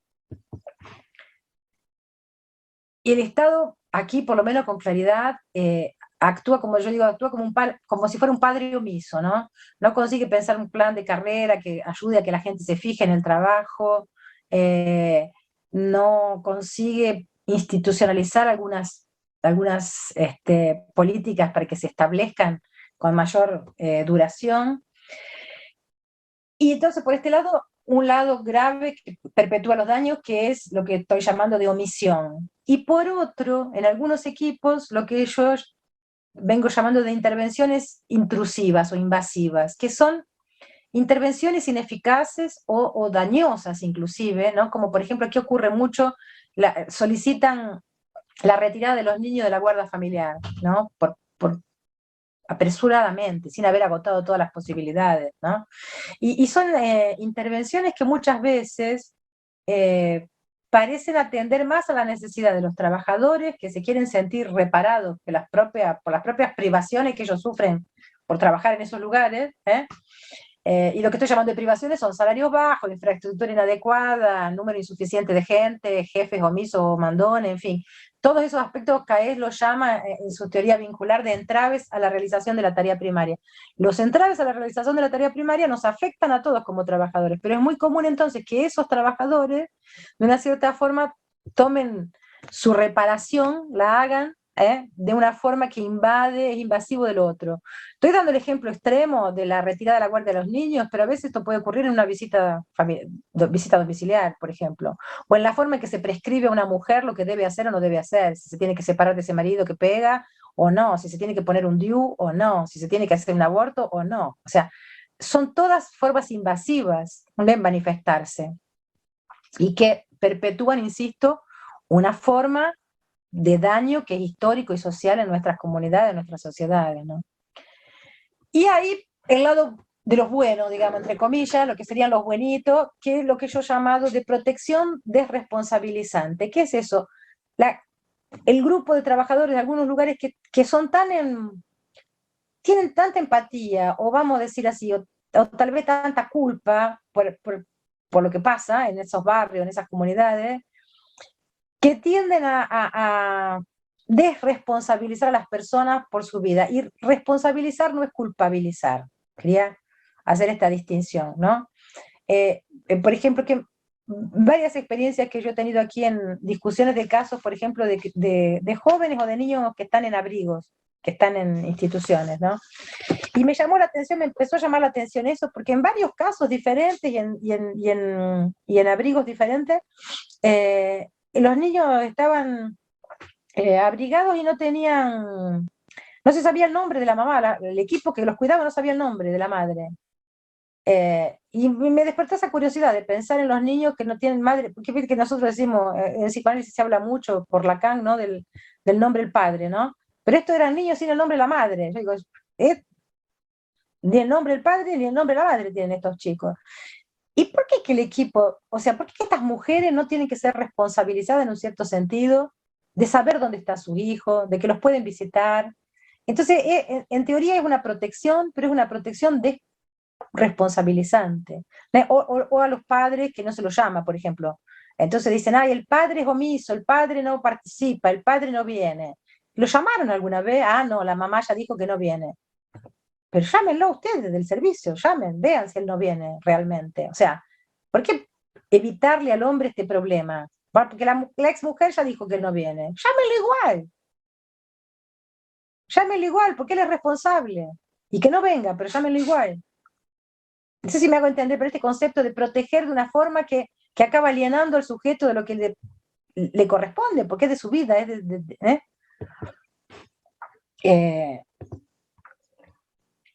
Y la cuestión entonces de las personas, ¿no? Yo quiero decir de las personas, retomando de nuevo esto de la agresión, que yo decía de la agresividad primaria y de la forma que Winnicott entiende esto, porque yo creo que hay aquí, por lo menos en Brasil, yo creo que en Argentina eso es un poco mejor, pero puede ser también una idealización de Argentina emigrada, pero hay muchos adultos en los servicios, sea de salud, sea de educación, sea en los servicios de trabajo social, lo que yo llamo de adultos con una estructura narcísica débil, que entonces buscan el amor,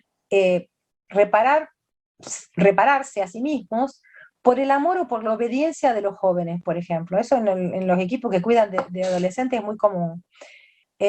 O, por otro lado, adultos con miedo de la propia agresividad recalcada que tienen, o sea, están llenos de rabia, pero no la ponen para afuera, y ahí no dejan que los jóvenes ni que los niños tengan agresividad alguna, pero un mínimo de agresividad en los juegos es necesario para el desarrollo de la personalidad. Entonces, es necesario también pensar. Winnicott decía cuando trabajó con la retirada de los niños de las casas en la época de la guerra, y él se envolvió mucho en el montaje de estos lugares que iban a proteger a los chicos, que era necesario llamar para trabajar en esos lugares personas de mente abierta, ¿no? Entonces, más que una característica técnica, una característica de personalidad, lo que él estaba diciendo, o sea, personas que sepan ser adultos, que no busquen ser reparados por los niños, que puedan cumplir su función, ¿no? Eso en los servicios de salud acá es muy común. Y hay otro pedazo que lamentable también, pero que acá también cada servicio selecciona como si fuera un colador, ¿no? La forma de los que trabajan y que quedan trabajando. Se ve mucho en los servicios de custodia que llaman acá, que son, acá se llama Fundación Casa, pero son como lo que serían los presidios para menores, ¿no? Donde le cambiaron el nombre acá, le pusieron Fundación Casa, como si fuera que por cambiar el nombre se transforma en una casa, pero donde muchos de los que trabajan en esos lugares son sádicos, son personas sádicas. Son personas que tienen una forma se satisfacen viendo a los otros sufrir, entonces infringen violencia a los pobres jóvenes que están ahí asilados. ¿Qué quiero decir con todo esto? Que hay una relación de reproducción del tipo de sociabilidad que vuelvo al punto de inicio de las significaciones imaginarias, que nuestro trabajo micro en la punta puede reproducir o puede desviar, o puede interferir. Y yo creo que nosotros tenemos que intentar interferir y desviar, porque no estamos contentos y satisfechos con la sociedad que tenemos. Entonces, si queremos ser capaces de radicalmente imaginar otra, precisamos también interferir en esta construcción de subjetividad que se produce en nuestros usuarios. Y esto me parece que es súper importante, por eso que nosotros decimos, insistimos mucho con esta cuestión de que toda clínica es política. La clínica es política, porque es productora de subjetividad todo el tiempo. La diferencia que hace para esta mujer, podría haber hecho, por ejemplo, el ejemplo que yo di, la que vino atravesando los 3 kilómetros de pasto para poder llegar al centro de salud y se encuentra con una puerta que se le cierra la nariz. Si hubiera recibido un siéntese, quiere un agua, ya la atiendo, es muy diferente, porque esto recompone de una cierta forma la esperanza que nuestros pueblos tienen que tener en el Estado. No sé si estoy siendo suficientemente enfática cuanto querría, pero así, no existe el Estado como entelequia para los pobres. El Estado o comparece o no comparece. El Estado no es una teoría, el Estado es el centro de salud que me atiende o no me atiende, la escuela que trata bien a mi chico o no lo trata, el comedor que tiene merienda o no tiene merienda. Esto es el Estado, no hay un Estado en abstracto, no hay una intelectualización del Estado, ¿no?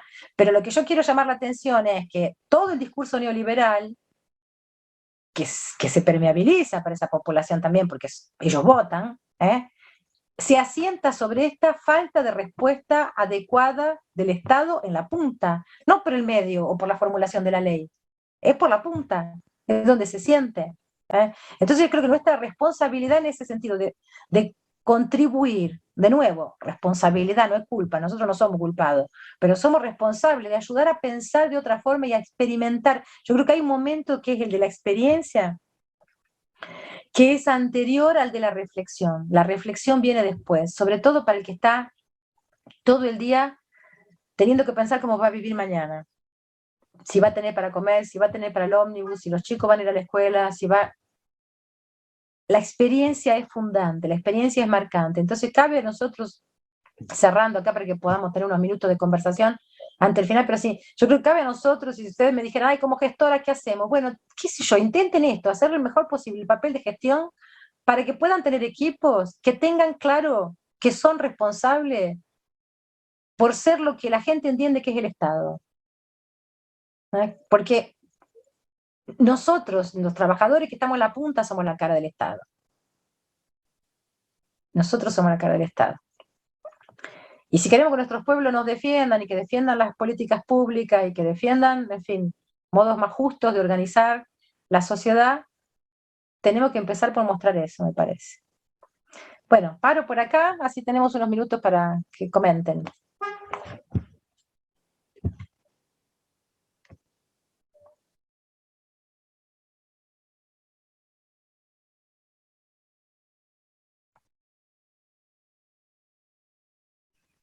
Bueno, rompo el hielo si puedo. Dale, dale, dale.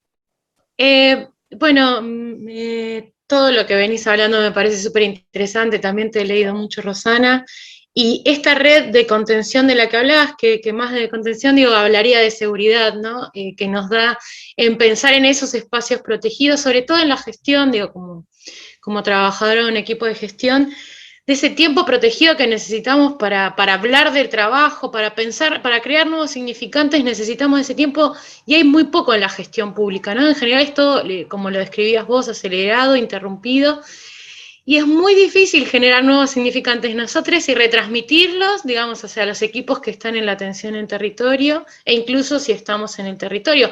A veces es más probable que en el espacio territorial haya más esos tiempos que en la gestión, digamos, a niveles más centrales. Pero creo que si nosotros no lo podemos lograr a niveles centrales, no reproducimos esos sentidos. Creo que empieza por casa, digamos, ¿no? Es súper importante, lo sentimos, lo estábamos hablando recién con una compañera, cuánto me siento representada en tus palabras, ¿no? Y cómo nosotros podemos cambiar. Y también esto que vos hablabas del límite, ¿no? Qué importante, me he sentido también muchas veces en esto, bueno, pateo y me voy cuando no aguanto, pero también he logrado vivenciar como diciendo, bueno, no, yo de esta manera no, y de esta manera sí. Y a partir que puedo decir, de esta manera sí, algunas cosas cambiaron, quizás no todo, pero algunas cosas cambiaron, y eso también fue crear nuevos significantes e incluso, digamos, empezar a trabajar, y a veces es en pequeños equipos, porque en general supongo que muchos acá, pero yo estoy en una provincia muy grande, mi equipo es muy grande, y entonces aunque sea empezar en pequeños equipos, ¿no? De a pequeños equipos empezar a transformar esas nuevas formas, ¿no? Esos nuevos espacios de tiempo protegido, de generar nuevos significantes. Bueno, esa fue un poco mi experiencia, y gracias porque me sentí muy representada en todas tus palabras, y sobre todo me quedo en esto que parece que lo duro está en otros lados y que hay otras personas que tienen duras las cosas, y la tecnología blanda, reivindicarla, ¿no? Y también que se puede enseñar.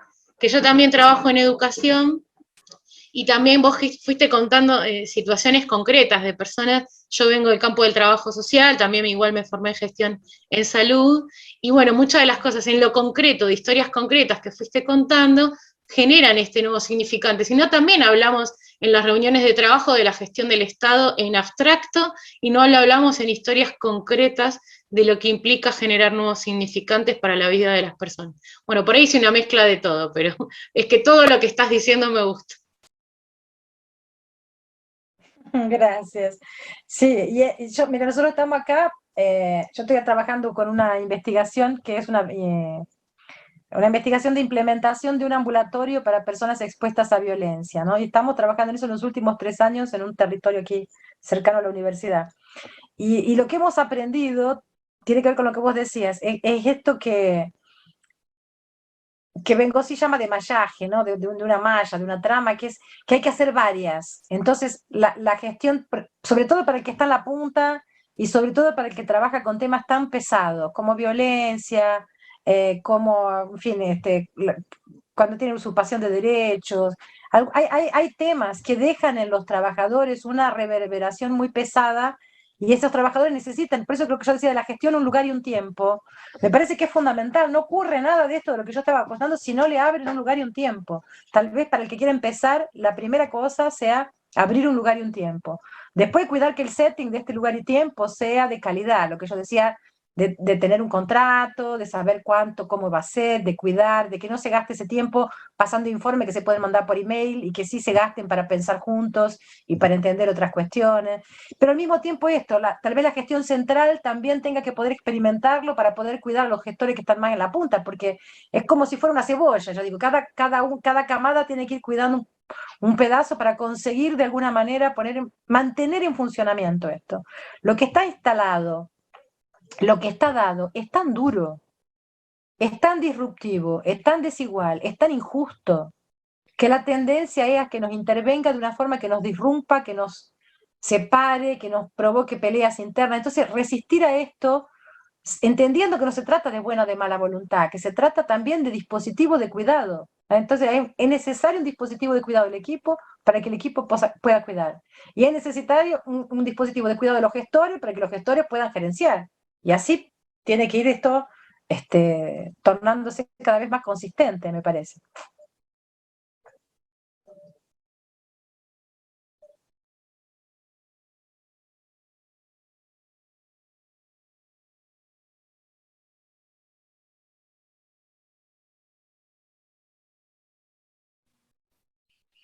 Yo, Sansoni 23, y nos quedan 7 minutitos nada más, quería agradecerte muchísimo, Rosana, ha sido un lujo este encuentro, nos paseaste desde lo más afectivo, individual y subjetivo hasta las políticas públicas, y me parece que estuviste muy atravesada también por esta cuestión de nosotros tenemos la potencia de hacer una transformación, si hacemos una transformación también nosotras desde lo subjetivo, porque vamos a impactar en lo subjetivo, vamos a afectar en los otros y en las otras, y me parece que, bueno, que acá hay un espacio de trabajo donde estamos mirando estas cosas.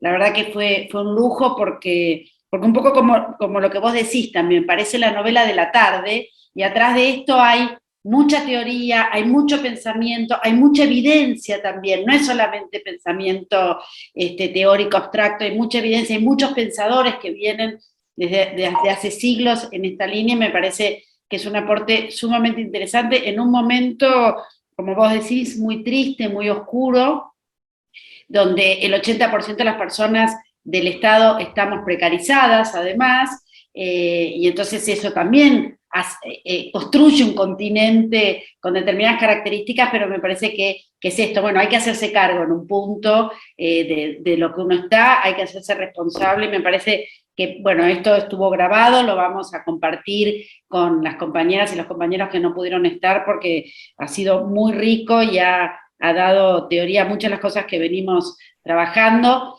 Este espacio pretende ser un espacio colectivo de análisis y de construcción, y creo que lo estamos logrando y lo estamos haciendo, así que bueno, ha sido un enorme honor, un orgullo, lo estamos esperando muy ansiosos este encuentro. Lucy, ahí veo que volviste, porque Lucy, pobre, que era la anfitriona hoy, encima estaba con mala señal, entonces se le cortaba. No sé, Lucy, si querés cerrar. Perdón, yo lo que quiero agregar, que lo compartas con todas, porque vale la pena volverlo a escuchar, aunque lo que esté grabado, digo, aunque no solo con las que no estuvieron, volvamos a compartirlo, la verdad que está muy bueno. Es simplemente, y también leer y releer los textos que nos enviaste para estar, para poder estar siguiendo hoy también los que expusiste, porque vuelvo a reiterar, el tema vincular es fundamental, porque también yo estoy convencida que desde la perspectiva de los derechos humanos, que es en realidad lo que nos engloba a todos, con esto que vos venías fundamentalmente en esta última parte que venías señalando con los diversos ejemplos, no hay forma de entenderlo, decimos derechos humanos y hablamos de la humanidad, y entonces ahí la cuestión, la relación vincular es fundamental, y en términos de nosotros de la gestión, tiene que ver con eso, o sea, el vínculo es, o sea, gestiono el cuidado del otro y de la otra, del otro, y es necesario planificarlo, y para planificarlo necesariamente tengo que llegar a acuerdos con otros, y no es únicamente con el grupo que a mí mejor me va, sino, entonces ahí se van entrelazando también estos que volvíamos al principio cuando hablábamos de las ideologías, y lo que Mara vos decías, que ese es también nosotras mismas, tenemos que pelearnos con nosotras mismas cuando estamos en la gestión, porque cada una de nosotras, digamos, tenemos esta cuestión también muy fuerte que nos dio el feminismo, y entonces también tenemos que a veces desaprender algunas cuestiones para disponernos también a escuchar a ese otro, esa otra que todavía no hizo el recorrido, el proceso que muchas veces hicimos nosotras. Y ahí lo vincular es muy, muy importante. Y no solamente también tiene que ver con lo generacional. Muchas veces yo me encuentro con pibas, chicas, de otras 2 generaciones más para atrás, y dicen, ustedes no nos dejan hablar, ustedes saben todo, ustedes nos cortan, y dejar también, hay procesos que hay que dejarlos andar, instituciones a veces novedosas que hay que dejarlas andar, personas dentro de los equipos que hay que dejarlos andar, hagan su propio recorrido. Es muy difícil eso también, pero creo que muchas veces hace a que podamos concretar los objetivos que queremos. Yo quiero rescatar, porque cuando te leía también, y ahora te escuchaba, nosotros tenemos en varias provincias haciendo la experiencia del Plan ENIA. Y el Plan ENIA, que es un dispositivo O sea, pero es esa herramienta tan maneable, el plan de ENIAS y la prevención del embarazo no intencional en la adolescencia, con esos 4 objetivos que nos obliga a la intersectorialidad. Y la verdad que es muy difícil, es un desafío muy, muy grande, porque nos quedamos en nuestra quintita ideológica. Entonces, es difícil cruzar la vereda ESI, o cruzar la vereda a los organismos de protección de derechos. ¿Sí? Por eso me parece que lo de hoy, esta última parte, digamos, emociona escucharlo, porque nos vemos reflejados muchas veces en varias cosas que dijiste. Eso soy. Muchas gracias. Bueno, muchas gracias. Yo les agradezco mucho la invitación. Un gusto inmenso conocerlas a todas. Y una alegría, porque yo siempre digo, ¿no? Me siento bien cuando puedo sentir que devuelvo algo de todo lo que recibí. Mi formación entera prácticamente la he hecho en la Argentina, entonces me da alegría poder retribuir de alguna forma todo lo que el país me ha dado. Así que les agradezco mucho por la oportunidad. Un beso grande, grande. Gracias, Rosana. Muchas gracias y nos vemos pronto. Nos vemos.